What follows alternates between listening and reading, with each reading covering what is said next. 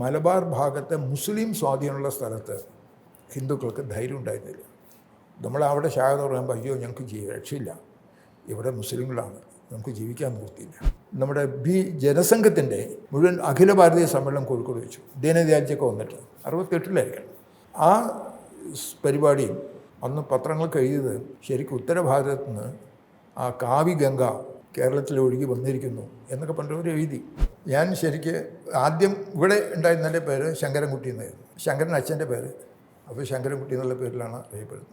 അടിയന്തരാവസ്ഥ തുടങ്ങിയ സമയത്ത് പരമേശ്വരിക്ക് സുഖമില്ലായിരുന്നു. പക്ഷേ അടിയന്തരാവസ്ഥ സമയത്ത് പരമേശ്വരിക്ക് നിർബന്ധമാണ് സത്യാഗ്രഹം ചെയ്ത് ജയിലിൽ പോകണമെന്ന്. അപ്പോൾ ഈ പ്രഷർ കൊണ്ട് പുറത്തിരിക്കുന്നതിനേക്കാൾ നല്ലത് ജയിലിൽ പോവുകയാണ്, പിന്നെ സ്വസ്ഥത ഉണ്ടാവുമല്ലോ.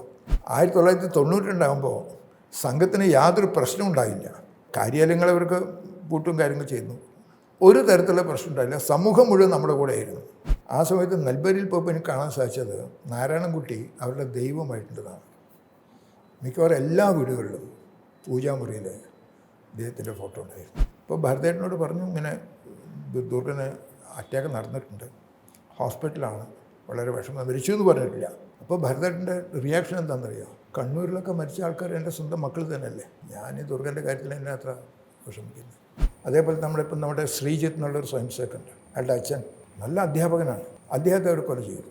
ഈ സമയത്ത് ഇയാളുടെ മനസ്സിൽ എങ്ങനെയെങ്കിലും പകരം വീട്ടണം എന്നുള്ളതായിരുന്നു.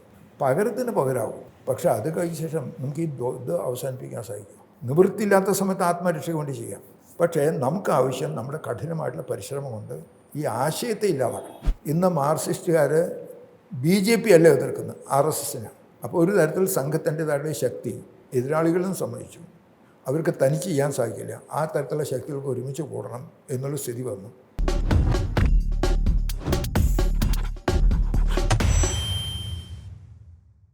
ഈ കേരള പ്രാന്തം രൂപീകരിച്ചു ഇതിന് ശേഷം പിന്നെ പതിയെ സംഘർഷങ്ങൾ ഉണ്ടാകുന്നൊരു കാലഘട്ടം തുടങ്ങുകയാണ്. 69-കളിലൊക്കെ കണ്ണൂരുമൊക്കെ പ്രശ്നങ്ങൾ തുടങ്ങി. പിന്നെ അങ്ങോട്ട് അടിയന്തരാവസ്ഥയൊക്കെ വരുന്നത് കുറച്ചൊരു സംഘർഷ കാലഘട്ടമാണ് പിന്നെ വരുന്നത്. സേതുവേട്ടൻ ഏതൊക്കെ സ്ഥലത്തായിരുന്നു ആ സമയത്തൊക്കെ? അല്ല, ശരിക്കും നോക്കുമ്പോൾ സംഘത്തിൻ്റെ ഒരു ഘട്ടം 48 വരെയുള്ള ഒരു കാലഘട്ടമാണ്. അത് കഴിഞ്ഞ ശേഷം വരുമ്പോൾ 50-കളിലാവുമ്പോൾ നമ്മുടെ മാന്യ പരമേശ്വർജി അദ്ദേഹം കോഴിക്കോട് പ്രചാരമായിട്ട് പോകും. മാധവ്ജി ആലപ്പുഴ പ്രചാരമായിട്ടുണ്ടായിരുന്നു. നമ്മുടെ BP ജനാർദ്ദനൻ കണ്ണൂർ ഭാഗത്ത് പ്രചാരമായിട്ട് പോയിരുന്നു. ഈ തരത്തിൽ സാമാന്യ പ്രചാരന്മാരുടെ കാര്യങ്ങളുണ്ടായി. 51-ലാണ് 48-ലെ നിരോധനം കഴിഞ്ഞ ശേഷം അഖില ഭാരതീയ അടിസ്ഥാനത്തിൽ ഒരു ചിന്ത വന്നു, നമ്മൾ സംഘടനാ പ്രവർത്തനം ചെയ്യുന്നുണ്ട്, പക്ഷേ ഗാന്ധിയെ കൊന്നവരാണ് RSS എന്നൊക്കെ പറഞ്ഞിട്ടുള്ള പ്രചാരവും കാര്യങ്ങളും നടക്കുന്നു. പ്രചാര രംഗത്ത് നമുക്കെന്തെങ്കിലും പ്രത്യേകമായിട്ടുള്ള പരിശ്രമം ചെയ്യണം എന്ന് ചിന്തിച്ചിട്ട് ഏകദേശം ആ കാലഘട്ടത്തിലാണ് ഓർഗനൈസർ, അതേപോലെ തന്നെ ഈ കാര്യങ്ങളൊക്കെ ഉത്തര ഭാരതത്തിൽ ആരംഭിച്ചത്.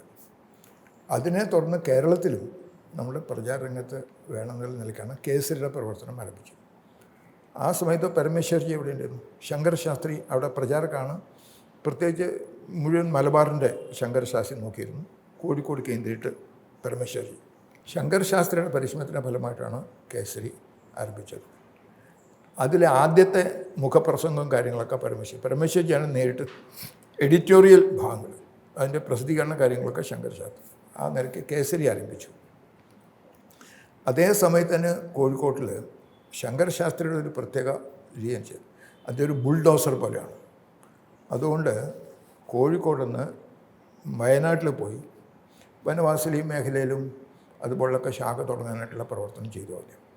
അവിടെ അനന്തയാവോടുള്ള പ്രമുഖരായിട്ടുള്ള ആൾക്കാരെയും കണ്ടു. അതേ സമയത്ത് വനവാസി കുറിച്ച ആൾക്കാരുടെ ഇടയിൽ സംഘത്തിൻ്റെ പ്രവർത്തിച്ചു. കടലോര പ്രദേശത്തും അതേ സമയത്ത് നിന്നും സംഘത്തിൻ്റെ പ്രവർത്തനം ആരംഭിച്ചു. അതുകൊണ്ട് സമൂഹത്തിൻ്റെ വിവിധ മേഖലകളിലേക്ക് അവിടെ സംഘപ്രവർത്തനം ആരംഭിച്ചു. പാലക്കാട് പോലുള്ള സ്ഥലത്താണെങ്കിൽ സമൂഹങ്ങൾ ഒരുമിച്ച് താമസിക്കുന്ന പ്രദേശങ്ങളുണ്ട്. ആ പ്രദേശങ്ങളെ കേന്ദ്രീകരിച്ചുകൊണ്ട് വളരെ സ്ട്രോങ് ശാഖ, കോഴിക്കോടിനേക്കാൾ കുറച്ചും കൂടി ശക്തമായിട്ട് പാലക്കാടാണ് ശാഖ തുടങ്ങിയത്. മാന്യ ഭാസ്കർ റാവു എറണാകുളത്ത് വന്ന സമയത്ത് വിദ്യാർത്ഥികളുടെ അതിന് മുമ്പ് തന്നെ അവിടെ എറണാകുളത്ത് പ്രവർത്തനം ആരംഭിച്ചു, വിദ്യാർത്ഥികളുടെ ഇടയിലാണ്. പക്ഷേ ഭാസ്കർ റാവുവാണ് ആ വിദ്യാർത്ഥികളെ TV അന്തരനെ പോലെ ഉപയോഗിച്ചുകൊണ്ട് ആലുവയിലും പറവൂരും ബാക്കി സംഘത്തിൻ്റെ പ്രവർത്തനമൊക്കെ പ്രവർത്തിക്കാനായിട്ട് ആ തരത്തിൽ ഉപയോഗിക്കും. തിരുവനന്തപുരത്ത് മനോഹർ ദേവ് വന്ന സമയത്ത് തിരുവനന്തപുരത്തുള്ള സംഘപ്രവർത്തനത്തിനേക്കാൾ കൂടുതൽ തിരുവനന്തപുരത്ത് വന്ന് പഠിക്കുന്ന വിദ്യാർത്ഥികൾ, പരമേശ്വർജി, MA സാറ്, അതുപോലെ തന്നെ P നാരായൺജി, ഇവരൊക്കെ അവിടെ സ്റ്റുഡൻസാണ്. അവരുടെ ഇടയിലായിരുന്നു സംഘപ്രവർത്തനം. പിന്നീടാണ് വളർന്നത്. അതുകൊണ്ട് കേരളത്തിലെ സംഘപ്രവർത്തനത്തിൻ്റെ വികാസം പല സ്ഥലത്തും വ്യത്യസ്തമായിട്ടുള്ള രീതിയിലാണ് ഉണ്ടായിരുന്നത് എന്നുള്ള നിലയ്ക്കാണ് നമുക്ക് കാണാൻ സാധിക്കുക. പക്ഷേ 47 നമ്മുടെ പ്രവർത്തനം വരും. ഈ 50കൾക്ക് ശേഷം ശാഖാ പ്രവർത്തനത്തിനോടൊപ്പം തന്നെ 60കൾ ഒക്കെ ആകുമ്പോഴേക്ക് നമ്മുടെ വിവിധ മേഖലകളിലേക്കുള്ള പ്രവർത്തനം ആരംഭിച്ചു. ജനസംഘത്തിൻ്റെ പ്രവർത്തനം നമ്മൾ ആരംഭിച്ചിട്ട് 58 ആകുമ്പോഴേക്ക് പ്രവർത്തനം വളർന്നിട്ട് പരമേശ്വർജി സംഘപ്രവർത്തനത്തിന് ജനസംഘത്തിൻ്റെ പ്രവർത്തനത്തിന് വേണ്ടി വിട്ടുകൊടുത്തു. ഏകദേശം 52-53 കാലഘട്ടം ആകുമ്പോഴേക്കും തന്നെ തേങ്കടിച്ചതിന് വന്നിട്ട് മസ്ദൂർ സംഘത്തിൻ്റെ പ്രവർത്തനം കേരളത്തിൽ ആരംഭിച്ചു. പിന്നീട് വേണുട്ടിനെ പോലുള്ള ആൾക്കാരെ അതിനും വിട്ടുകൊടുത്തു. അങ്ങനെ വിവിധ ക്ഷേത്ര പ്രവർത്തനങ്ങൾക്കുള്ള പ്രവർത്തനം ഏകദേശം 60ഓട് കൂടിയിട്ട് നമ്മൾ പ്രവർത്തനം ആരംഭിച്ചു കഴിഞ്ഞിരുന്നു. എതിർപ്പിൻ്റേതായിട്ടുള്ളൊരു കാലഘട്ടം എന്ന് പറയുന്നത് ശരിക്കും നോക്കുമ്പോൾ 68, 69 ഒക്കെ ആകുമ്പോഴേക്കും നമുക്കറിയാം. 68 ആകുമ്പോഴേക്ക് ഈ ക്ഷേത്ര സംരക്ഷണ സമിതി എന്നുള്ളൊരു പ്രവർത്തനം ആരംഭിച്ചു. ക്ഷേത്ര സംരക്ഷണത്തിൻ്റെ പ്രവർത്തനം കേളപ്പജി ആരംഭിച്ചിരുന്നു. മാധവജിക്ക് തന്ത്രശാസ്ത്രത്തിലൊക്കെ വളരെ കൂടുതൽ താല്പര്യമുണ്ട്. അദ്ദേഹം അതിൽ വളരെ താല്പര്യമെടുത്തു. അങ്ങനെ ക്ഷേത്ര സംരക്ഷണ സമിതിയുടെ പ്രവർത്തനത്തിൻ്റെ ഭാഗമായിട്ടാണ് മാർക്സിസ്റ്റ് ഗവൺമെൻറ് ഉള്ള സമയത്ത് നമ്മുടെ മലപ്പുറത്തെ അങ്ങാടിപ്പുറത്ത് തളി ക്ഷേത്രത്തിൻ്റെ പുനരുദ്ധാരണം. ജനാർദ്ദൻ, CP ജനാർദ്ദൻ അവിടുത്തെ ആളാണ്. അയാളുടെ വീട്ടിനടുത്താണ് ഈ ക്ഷേത്രം.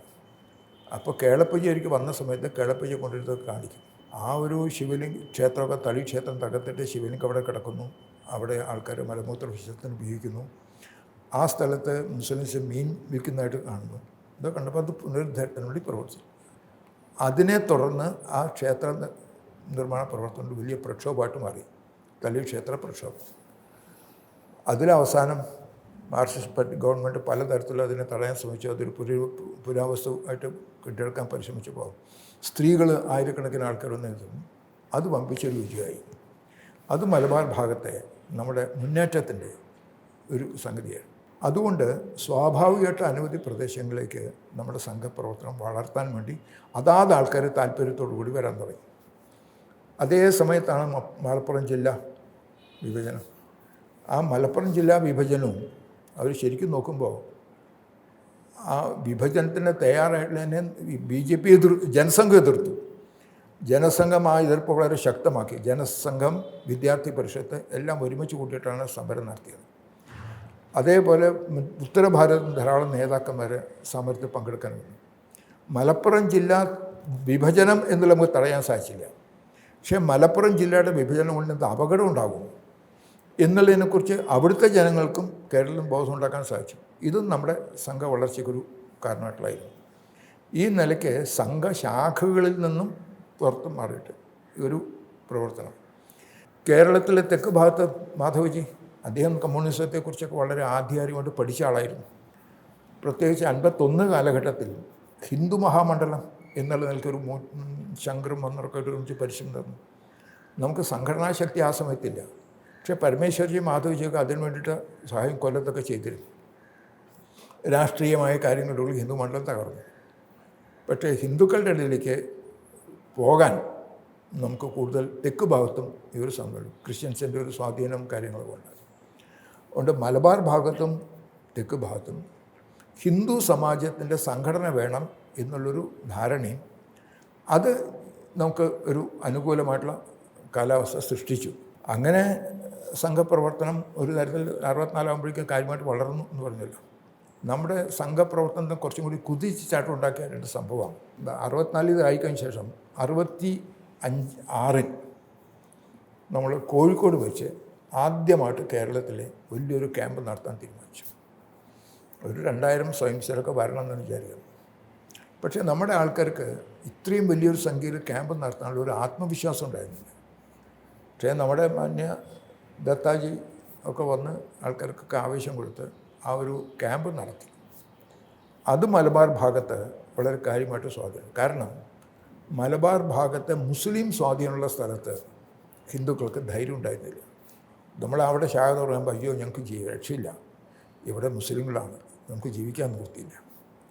ഹിന്ദു ഭൂരിപക്ഷമുള്ള സ്ഥലത്ത് ശാഖ തുടങ്ങാൻ പോയാൽ അവർ പറയും ഇവിടെ മുസ്ലിമിൻ്റെ പ്രശ്നമൊന്നുമില്ല, ഇവിടെ ശാഖയുടെ ആവശ്യമില്ല. ഈ തരത്തിലായിരുന്നു അന്തരീക്ഷം. പക്ഷേ ഈ ക്യാമ്പും നമ്മുടെ ഗംഭീരമായിട്ടുള്ള റൂട്ട് മാർച്ചും പൊതു ഫംഗ്ഷനും കൂടി കഴിഞ്ഞോട് കൂടിയിട്ട് മലബാർ ഭാഗത്തെ ഗ്രാമങ്ങളിൽ നിന്ന് നമ്മൾ സമ്പർക്കം ചെയ്തിരുന്നു. ആൾക്കാരെ ഫംഗ്ഷൻ കാണാനൊക്കെ പറ്റിയിട്ടുണ്ട്. പലർക്കും ധൈര്യമില്ലായിരുന്നെങ്കിലും നിങ്ങൾ ചില ബന്ധുക്കളുടെ വീട്ടിൽ വരുന്ന പോലെ വന്നാൽ മതി കാണണം. പക്ഷേ ആ ശക്തിയും പരിപാടിയും കണ്ടോട് കൂടിയിട്ട് നമുക്കതിന് ശേഷം നമ്മൾ ശാഖ തുടങ്ങാൻ ഓരോ സ്ഥലത്ത് പോകുന്നവരും ധാരാളം സ്ഥലത്ത് ശാഖ തുടങ്ങണം എന്നുള്ള ഡിമാൻഡ് വന്നു. അത് നമ്മുടെ സംഘവളർച്ചയ്ക്ക് ഒരു പ്രധാനമായിട്ടുള്ള സഹായമായിരുന്നു. അത് കേരളത്തിൽ മുഴുവൻ അതിന് വേണ്ടി. ഇത് കഴിഞ്ഞ് നെക്സ്റ്റ് ഇയർ എനിക്കൊന്ന് 68-ലോ 69-ലോ കറക്റ്റായിട്ട് എനിക്ക് ഓർമ്മയില്ല, നമ്മുടെ ജനസംഘത്തിൻ്റെ ഒരു സംസ്ഥാന സമ്മേളനം, സംസ്ഥാനമില്ല മുഴുവൻ അഖില ഭാരതീയ സമ്മേളനം കോഴിക്കോട് വെച്ചു. ദീനദയാലൊക്കെ വന്നിട്ട് 68-ലായിരിക്കണം. ആ പരിപാടിയും അന്ന് പത്രങ്ങൾക്ക് എഴുതിയത് അതിൻ്റെ ആ ഒരു ഘോഷയാത്ര കണ്ടിട്ട് ശരിക്കും ഉത്തരഭാരതത്തിൽ നിന്ന് ആ കാവി ഗംഗ കേരളത്തിൽ ഒഴുകി വന്നിരിക്കുന്നു എന്നൊക്കെ പറഞ്ഞവർ എഴുതി. ഇത് രണ്ടും നമ്മുടെ സംഘപ്രവർത്തനത്തിന് പ്രത്യേകിച്ച് കേരളത്തിൽ എല്ലായിടത്തും വളരെ ആവേശം ഉണ്ടാക്കിയൊരു സംഗതിയായിരുന്നു. 73-ലാണല്ലോ ഗുരുജി നമ്മളെ വിട്ടു പോകുന്നത്. അപ്പോൾ ആ സമയത്ത് ദേവർശ്രീ സർസംഘചാലയാകുന്നു. അപ്പോൾ ദേവർശ്രീയായിട്ടുള്ള ബന്ധമൊക്കെ എങ്ങനെയായി? ദേവർശ്രീയായിട്ട് നമ്മൾ ശരിക്ക് ഞങ്ങൾ ഞാൻ 62-ലാണ് നാഗപ്പൂർ OTC പോയത്. അപ്പോൾ ആ സമയത്ത് ദേവർശ്രീ അവിടുത്തെ നാഗപ്പൂരിൻ്റെ പ്രാന്ത പ്രചാരകനാണ്. ഇപ്പോൾ പ്രചാരകന്മാരായിട്ടുള്ള നമ്മുടെ എല്ലാം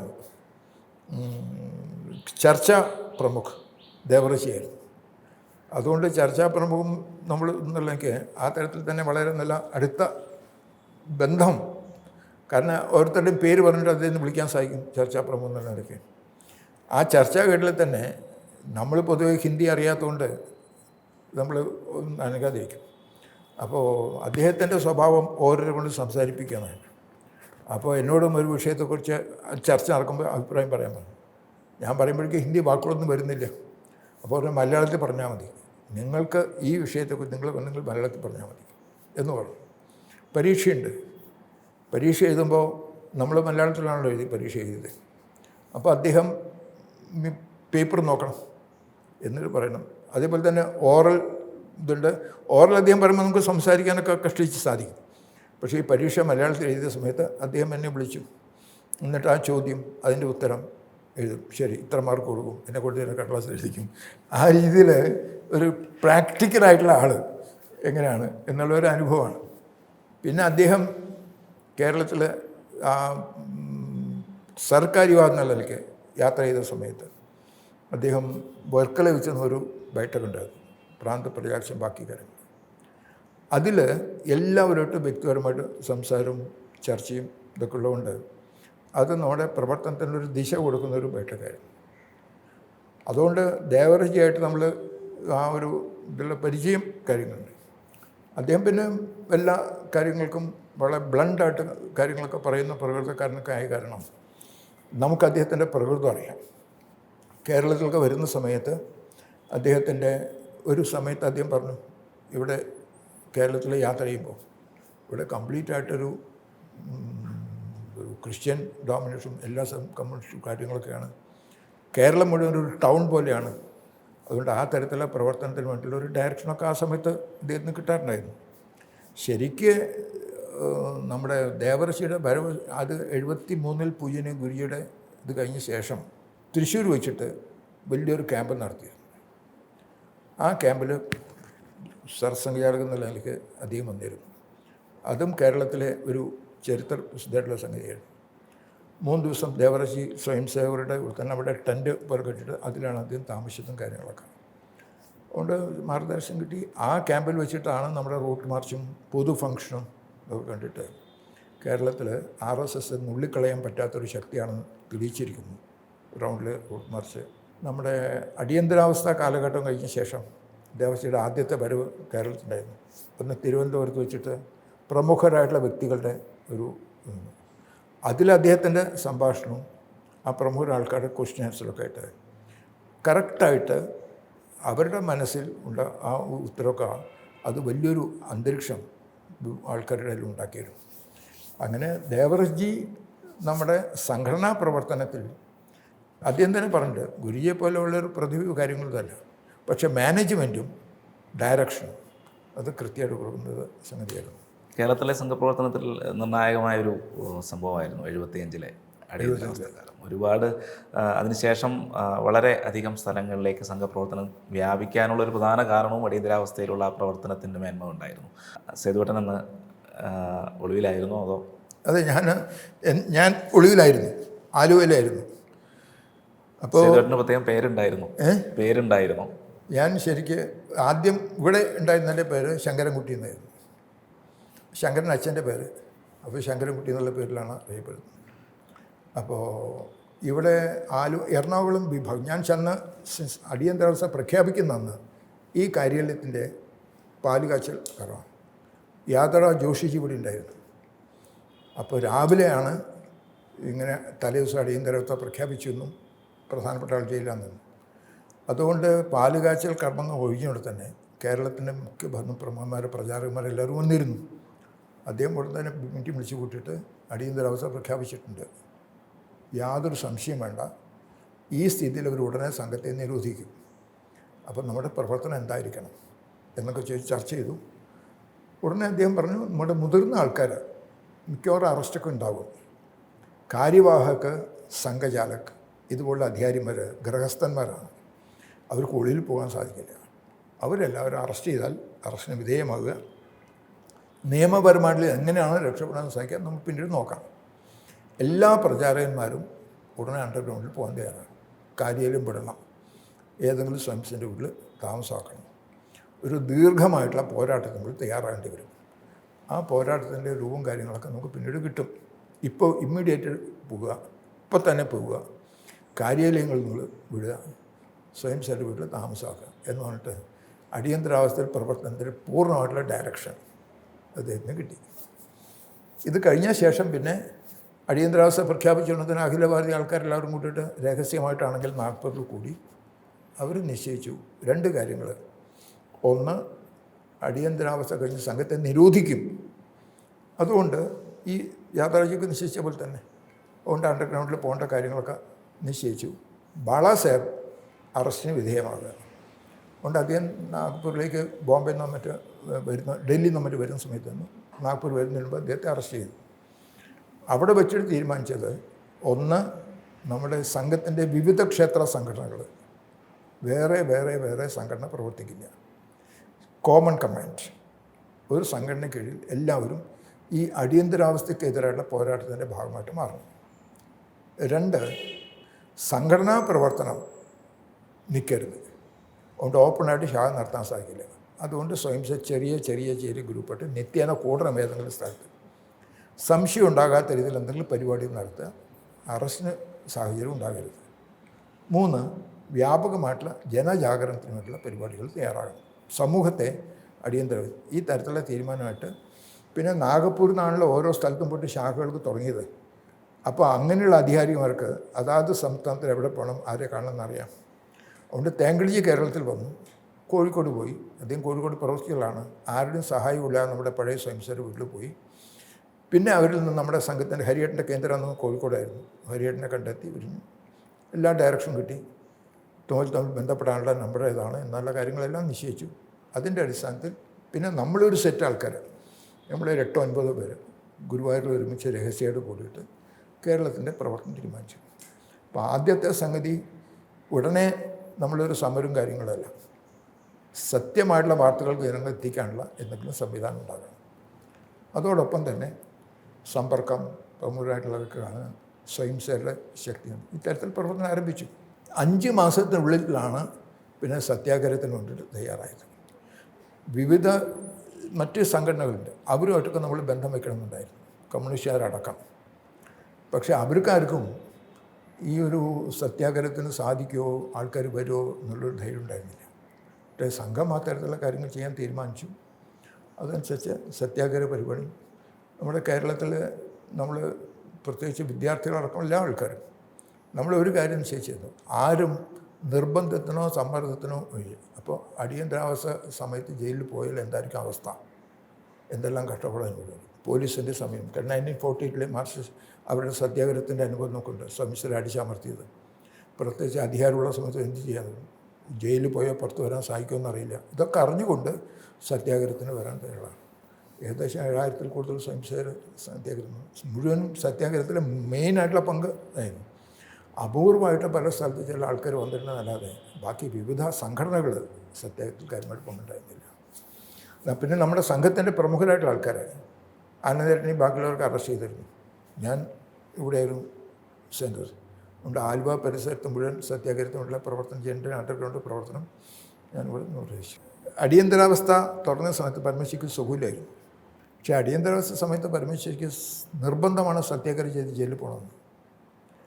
അപ്പോൾ ഈ പ്രഷർ കൊണ്ട് പുറത്തിരിക്കുന്നതിനേക്കാൾ നല്ലത് ജയിലിൽ പോവുകയാണ്, പിന്നെ സ്വസ്ഥത ഉണ്ടാവുമല്ലോ എന്ന് വിചാരിച്ചിട്ട് കേരളത്തിൽ ഏറ്റവും കൂടുതൽ മർദ്ദനം നടന്നാണ് ബാക്കി സ്ഥലത്ത്. തീരെ മർദ്ദനം നടക്കാത്ത സ്ഥലം പാലക്കാടാണ്. അവിടുത്തെ പാലക്കാട്ടിലെ പോലീസ് ഓഫീസർ, അദ്ദേഹം പോലീസ് കൊടുത്ത നിർദ്ദേശം, ഈ സത്യാഗ്രഹം ചെയ്യുന്ന ആൾക്കാരെ കൈകാര്യം ചെയ്യാൻ നമുക്ക് യാതൊരു അധികാരവുമില്ല. നിയമം ലംഘിച്ചിട്ടുണ്ടെങ്കിൽ അറസ്റ്റ് ചെയ്യുക, കോടതി വിളിക്കും, കോടതി പിന്നെ കാര്യം ചെയ്യട്ടെ. അതുകൊണ്ട് പരമേശ്വരജിയെ നമ്മുടെ അധികാരികൾ നിശ്ചയിച്ചത് പാലക്കാട് സത്യാഗ്രഹത്തിന് അയക്കാനാണ്. സത്യാഗ്രഹത്തിന് പോയി പരമേശ്വരി ജയിലിൽ പോയി. അതോടുകൂടി പരമേശ്വരിയുടെ പ്രശ്നം മാറി. അങ്ങനെ പരമേശ്വരിയുടെ പ്രകൃതം. പിന്നെ അദ്ദേഹത്തെ അത് കഴിഞ്ഞ ശേഷം ഡൽഹി ദീൻദയാൽ റിസർച്ച് ഇൻസ്റ്റിറ്റ്യൂട്ടിൽ കൊണ്ടുപോയി. ആ സമയത്തും കേരളത്തിലെ ഈ വൈചാരിക രംഗത്തുള്ളൊരു ഉണ്ടാക്കണം എന്നുള്ളൊരു നിർബന്ധമായിരുന്നു. അതുകൊണ്ട് അദ്ദേഹം തിരിച്ചു വന്നിട്ട് ടാങ്കടിച്ചയുടെ സഹായത്തോട് കൂടിയിട്ട് നമ്മൾ വിചാരം തുടങ്ങിയത്. പരമേശ്വരജിയുടെ പൊതുവെ പ്രകൃതം, അദ്ദേഹം ജനസംഘത്തിൻ്റെ വർക്കറായിട്ട് പോയിട്ടുള്ള കാലഘട്ടത്തിൽ ഞാൻ വാഴൂർ ഭാഗത്ത് പ്രചാരകമാണ്, പോയി ഒരു കുറച്ചായിട്ടില്ലേ ഉള്ളൂ. അപ്പോൾ അദ്ദേഹം ഒരു പരിപാടിക്ക് വേണ്ടിയിട്ട് ഇവിടെ കോട്ടയത്ത് വന്നു. കോട്ടയത്ത് പരിപാടിയൊക്കെ കഴിഞ്ഞ ശേഷം വേണമെങ്കിൽ അദ്ദേഹം തിരിച്ചു പോകാം. അപ്പോൾ അദ്ദേഹം പറഞ്ഞു സേതു ഇവിടെ പ്രചാരകണ്ടല്ലോ, അയാളുടെ ഏരിയയിൽ പോകാം. പ്രതീക്ഷിക്കാതെ അദ്ദേഹം മറ്റേ ആനിക്കാട് വന്നു. അപ്പോൾ ആനിക്കാട് നമുക്കൊരു റൂം മാത്രമേ ഉള്ളൂ, അത്ര അധികം സ്വയംസേവനമായിട്ടില്ല. അതുകൊണ്ട് ഞാൻ പരമേശ്വരി ചിലപ്പോൾ നമുക്കൊരു കാര്യം, വാഴൂർ എന്നുള്ള സ്ഥലത്ത് അയ്യപ്പൻ എന്നൊരു സ്വയംസേവൻ, അയാൾ നമ്മുടെ കാര്യകർത്താവാണ്, അയാളുടെ വീട്ടിൽ പോകാം, രാത്രി അവിടെ താമസിക്കാം. അപ്പോൾ അവിടെ പിന്നെ ഒരു വീടിൻ്റെ സൗകര്യമൊക്കെ ഉണ്ടല്ലോ. അപ്പോൾ ഇവിടുന്ന് ശരിക്കൊരു 4-5 മൈലോളം നടക്കണം. അന്ന് പരമേശ്വരജി വളരെ എങ്ങനെ ഈ തരത്തിൽ ആരോഗ്യത്തിൻ്റെ പ്രശ്നമൊന്നുമില്ല. അതുകൊണ്ട് ഞങ്ങൾ നടന്നു പോകുമ്പോൾ ധാരാളം നാട്ടിനെക്കുറിച്ചുള്ള കാര്യങ്ങൾ ഒക്കെ അദ്ദേഹം പറഞ്ഞ്, ആ വിഷമം, നാട്ടിലെ നേരിടുന്ന പ്രശ്നങ്ങൾ ഇതൊക്കെ പറഞ്ഞപ്പോൾ എൻ്റെ മനസ്സിലാകപ്പെട്ടൊരു ഭയം, ഓ ഇത്രയും കാര്യങ്ങളൊക്കെ വിഷമമാണല്ലേ. അപ്പോൾ ഉടനെ പരമേശ്വരിക്ക് തോന്നി എൻ്റെ മനസ്സിന്, അതിനെക്കുറിച്ചൊന്നും ഭയപ്പെടണ്ട, നമ്മുടെ സംഘവർക്ക് വളർന്നാൽ ഇതൊക്കെ പരിഹാരമാകും. സാധാരണ നിലയ്ക്ക് കൂരിലിട്ട് കണ്ട ആൾക്കാർക്ക് ഭയം വരും, പക്ഷെ സൂര്യോദയത്തോടുകൂടി കൂരി എന്നൊക്കെ പറഞ്ഞിട്ട് ആശ്വസിപ്പിച്ചു. ഞങ്ങൾ നേരെ ആ വീട്ടിലെത്തിയപ്പോൾ ഒരു കുന്നിൻ്റെ പൊടി കയറിയിട്ടാണ് വീട്. അവിടെ ഒരു 7-7:30 മണിയായിട്ടുള്ള നമ്മൾ എത്തിയത്. അവർക്ക് പിന്നെ വളരെ ഗ്രാമങ്ങളായിരുന്നു, നേരത്തെ തന്നെ ആഹാരമൊക്കെ കഴിക്കുന്ന പ്രകൃതക്കാരാണ്. അവിടെ പോയിക്കൊണ്ട് തന്നെ ആ വീട്ടിലെ സ്വയംസേൻ്റെ മൂത്ത ചേച്ചി ചോദിച്ചു, സേതു എവിടുന്നാണ് വരുന്നത്? അപ്പോൾ ഞാൻ ഇന്ന സ്ഥലത്ത് നിന്നൊക്കെ പറയാൻ പറ്റുമ്പോൾ പരമേശ്വരൻ കഴിച്ചു. എന്താ വരുന്നതെന്നൊക്കെ ചോദിക്കുന്നത്, ഊണ് കഴിച്ചോ ഇല്ലെന്ന് അറിയാനല്ലേ. ഞങ്ങൾ ഊണ് കഴിച്ചിട്ടില്ല, ഇവിടെ ഇല്ലെങ്കിൽ അത് തയ്യാറാക്കി കഴിച്ചിട്ടേ ഉറങ്ങുന്നുള്ളൂ. ഇതായിരുന്നു പരമേശ്വരൻ്റെ പറഞ്ഞത്. അവർക്ക് വലിയ സന്തോഷം. ഇവിടെ തന്നെ ഊണൊക്കെ അവിടെ തയ്യാറാക്കിയിട്ടായിരുന്നില്ല. പരമേശ്വരിയുടെ പ്രകൃതം വീട്ടിൽ പോയാൽ ഒരു ഔപചാരിക ഒരു ഇതൊന്നുമില്ല. നിങ്ങൾ അങ്ങനെ പിടിക്കപ്പെടാനുള്ള സാഹചര്യം ഉണ്ടായിരുന്നു ആ സമയത്ത്? 2-3 സന്ദർഭങ്ങളുണ്ടായിരുന്നു. ഞാനും ഹരിയേട്ടനും കൂടിയിട്ടൊക്കെ ഇവിടെ പെരുമ്പാവൂർ വെച്ചിട്ട്, നമ്മുടെ പെരുമ്പാവൂരിൽ നിന്നും ആലുവയിൽ നിന്നൊക്കെ നല്ല സെറ്റ് സ്വയംസേവ സത്യാഗ്രഹത്തിന് പോയി. ഞാൻ പെരുമ്പാവൂരൊരു സ്ഥലത്ത്, അന്ന് നീ വേഷമൊന്നും അറിയില്ല, ഇതൊക്കെ തന്നെയാണ്. അവിടെ ഒരു വിക്രമൻ എന്ന് പറഞ്ഞിട്ട് ഒരു പോലീസ് SI ഉണ്ടായിരുന്നു. ആലുവ സംബന്ധിച്ച് അതിനുള്ളിൽ ചില പ്രശ്നങ്ങളുണ്ട്, അനവധി പ്രാവശ്യം പോലീസ് സ്റ്റേഷനിലൊക്കെ പോകേണ്ട സാഹചര്യം വന്നിട്ടുണ്ട്. അപ്പോൾ ഞാൻ പെരുമ്പാവൂർ ക്ഷേത്രത്തിനടുത്ത് ബസ് ഇറങ്ങി പോകുന്ന സമയത്ത് പെട്ടെന്ന് ഈ പോലീസ് ജീപ്പ് വന്നു. പെട്ടെന്ന് കടന്നുപോയി. കുറച്ച് കഴിഞ്ഞ ശേഷം ആ ജീപ്പ് വരുന്നുണ്ട്. അപ്പോൾ ആ സമയത്താണ് ഞാൻ നമ്മുടെ വീടുകളിലെ അമ്പലത്തിൻ്റെ അടുത്തേക്ക് പോയി. അപ്പോൾ അമ്പലത്തിൻ്റെ അടുത്തേക്ക് പോയി ചില വീടുകൾ നമ്മുടെ വീട്ടിൽ ഞാൻ വീട്ടിലിരുന്നു. അപ്പോൾ പോലീസൊക്കെ വന്ന് അവിടെ ചുറ്റുഭാഗമൊക്കെ നോക്കിയിട്ട് പിന്നെ പോകുന്നില്ല. ത്രിവിക്രമൻ അയാൾക്ക് എന്നെ അറിയാം, എനിക്ക് അദ്ദേഹത്തെ അറിയാം. അപ്പോൾ മിക്കവാറും ഇരിക്കാനുള്ള സാഹചര്യം അങ്ങനെ രക്ഷപ്പെട്ടിട്ടുണ്ട്. ഇതേപോലെ തന്നെ ഒരു സ്ഥലത്ത് ആലുവയിൽ വെച്ചിട്ട് നമ്മൾ വരുന്ന സമയത്ത് ബസ് സ്റ്റാൻഡിലാണ്. ബസ് സ്റ്റാൻഡ് വരുമ്പോൾ അവർ ഓരോ ആൾക്കാർ വന്നിട്ട് ബസ്സിൽ ചില ആൾക്കാർ വന്ന് ഞങ്ങൾക്ക് അന്വേഷിക്കലും കാര്യങ്ങളൊക്കെ ചെയ്യുന്നു. അപ്പോൾ ആ സമയത്ത് പോലീസിൻ്റെ വരവുകൊണ്ട് ഞാൻ ബസ്സിൽ നിന്ന് ഇറങ്ങി വേറൊരു ബസ്സിൽ കയറി ഇവിടെ ഇതിൽ കാറ്റ് നിൽക്കുകയാണ്. അപ്പോഴേക്ക് പോലീസൊക്കെ വരുന്നുണ്ടപ്പോൾ ഞാൻ ഇവിടുന്ന് മാറിയിട്ട് വേറെ ബസ്സിൽ കയറി പിന്നെ പോയി. അങ്ങനെ പല സ്ഥലത്തും പെട്ടെന്ന് നമ്മുടെ ഹരിയേട്ടനായിട്ടും ഒക്കെ നമ്മുടെ ബൈഠക്കിന് വേണ്ടി പോകുന്ന സമയത്ത് ഞങ്ങൾ റോഡിലിറങ്ങി നടക്കുമ്പോൾ പോലീസ് ജീപ്പ് വരുന്നു. നമ്മളെ അറിയുമെന്ന് അറിയില്ല. പിന്നെ ഹരിയേട്ടൻ്റെ ഒരു ബുദ്ധി വിചാരിച്ച് പെട്ടെന്ന് സൈഡിൽ മുത്തൊഴിക്കാനിരിക്കുന്ന പോലെ ഇരുന്ന് അയാൾക്ക് നമ്മളെ അറിയോ പിടിക്കുമെന്നൊന്നും അറിയില്ല. പക്ഷേ ഹരിയേട്ടൻ്റെയൊക്കെ പെട്ടെന്നുള്ള സമയമാണ് നമുക്ക് അങ്ങനെ രക്ഷപ്പെട്ടിട്ടുണ്ട് പല സ്ഥലത്തും. നേരിട്ട് പിടിക്കപ്പെടാനുള്ള സാധ്യത ഈ തരത്തിലുണ്ടായിരുന്നു.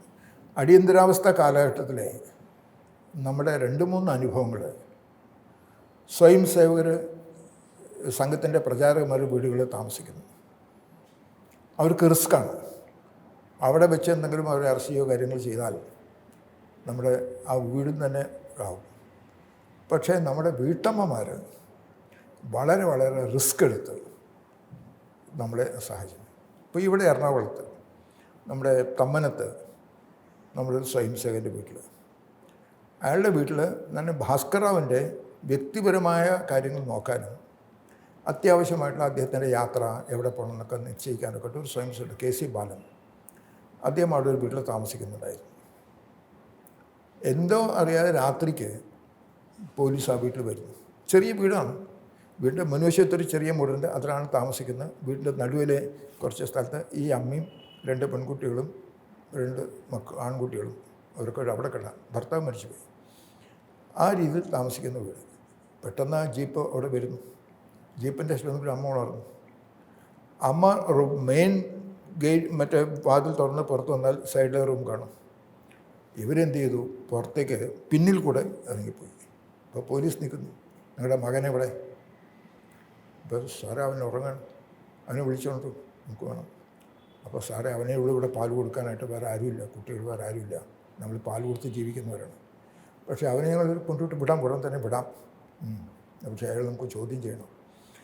ഈ അമ്മ വന്നിട്ട് മകനെ വിളിച്ചിട്ട് പോലീസിൻ്റെ കയ്യിലേൽപ്പിക്കുന്നു. പോലീസ് കൊണ്ടുപോയി. ഈ അമ്മ ഉടനെ തന്നെ രാത്രി അടുത്ത വീട്ടിൽ പോയിട്ട് അവരുടെ ബന്ധു വീടാണ്.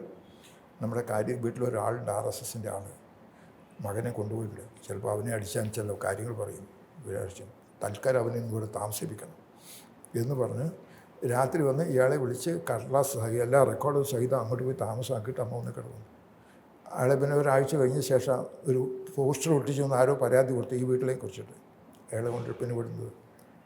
ഈ രീതിയിൽ അമ്മമാർ വളരെ കാര്യമായിട്ട് സഹായിച്ചു. ഒരു സ്ഥലത്ത് നമ്മുടെ സംഘത്തിൻ്റെ അധികാരി താമസിക്കുന്നു. അവരുടെ ആ മുറി പൂട്ടിയിരിക്കുകയാണ് പറഞ്ഞത്. അദ്ദേഹം കച്ചവടത്തിന് പോയിരിക്കുകയാണ്. അടുത്ത ബന്ധുക്കൾ വരുന്നു ഈ പുതിയ വീടാണ് കാണാനായിട്ട്. അപ്പോൾ ആ ബന്ധുക്കൾ വരുന്ന സമയത്ത് ഈ വീടൊക്കെ കാണിച്ചു കൊടുക്കുമ്പോൾ ഈ മുറി ഉള്ളിൽ ആൾക്കാർ കേൾക്കുന്നു. ഈ മുറി ചില മറ്റേ ഭർത്താവിൻ്റെ കച്ചവട സാധനങ്ങൾ വെച്ചിരിക്കും, പൂട്ടിയിരിക്കുകയാണ്.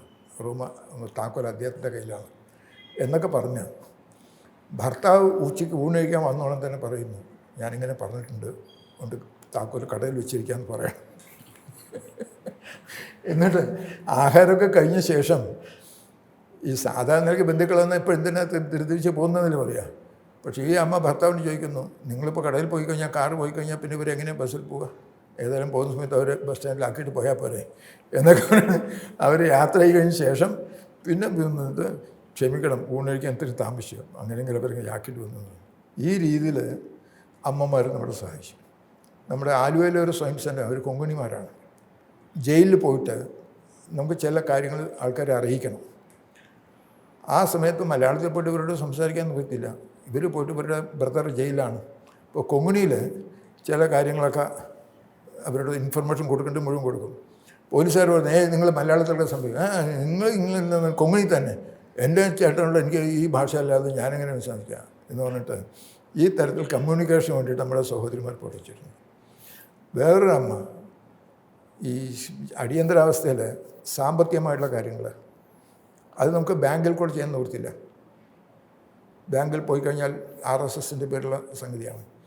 അപ്പോൾ ചില പ്രമുഖരായിട്ടുള്ള ആൾക്കാരുടെ കയ്യിൽ പൈസ കൊടുക്കും. ഒരു ചിട്ടി കൊടുത്തയച്ചാൽ ഒരു പൈസ കൊടുക്കും. നമ്മുടെ ഇവിടുത്തെ ഒരു കോളേജ് പ്രൊഫസറായിരുന്ന സുമംഗല ടീച്ചർ, അവരായിരുന്നു അവിടെ സാമ്പത്തികമായിട്ട് കൈകാര്യം ചെയ്തത്. പൈസ അവരുടെ കയ്യിലുണ്ട്, കണക്ക് കൊടുത്താൽ പിന്നെ അവർ ഒന്ന് കൊടുക്കും, വീട്ടിൽ നിന്നും കൊടുക്കാം. ഈ രീതിയിൽ സാമ്പത്തികമായിട്ടുള്ള കാര്യങ്ങൾ ചെയ്തിരുന്നു. ഈ അമ്മമാർ മാത്രമല്ല, സംഘമായിട്ട് യാതൊരു ബന്ധമില്ലാത്തൊരു വ്യക്തി, അദ്ദേഹത്തിൻ്റെ മൂത്ത സഹോദരൻ സംഘ അനുഭാവിയാണ്. അപ്പോൾ നമ്മൾ ഈ പൈസ ആരുടെയും കയ്യിൽ വെക്കണം. അപ്പോൾ അദ്ദേഹത്തോട് ചോദിച്ച സമയത്ത്, ഞാനും സംഘമായിട്ട് ബന്ധമുള്ള ആളെന്ന് അറിയില്ലേ, എൻ്റെ അനിയനുണ്ട് സംഘമായിട്ട് യാതൊരു ബന്ധമില്ലാത്ത ആളാണ്, അദ്ദേഹത്തിനെ ഏൽപ്പിച്ചാൽ മതി. അദ്ദേഹം പിന്നെ ചെയ്തു. അദ്ദേഹം ഒരു പെട്രോൾ പമ്പ് നടത്തുന്ന ആളാണ്. അദ്ദേഹത്തിൻ്റെ കയ്യിൽ പൈസ ഏൽപ്പിച്ച് നമ്മൾ കൊടുക്കാൻ. അപ്പോൾ ബിസിനസ്സുകാരനായാലും ആർക്ക് വേണമെങ്കിൽ പൈസ എപ്പോൾ വന്ന് കൊടുക്കുക. അടിയന്തരാവസ്ഥ കഴിഞ്ഞു. അദ്ദേഹത്തിൻ്റെ അടുത്ത് കുറച്ച് കഴിച്ച ബാക്കിയുണ്ട്, അത് വാങ്ങിക്കാനായിട്ട് ഹരിയേട്ടൻ പോയി.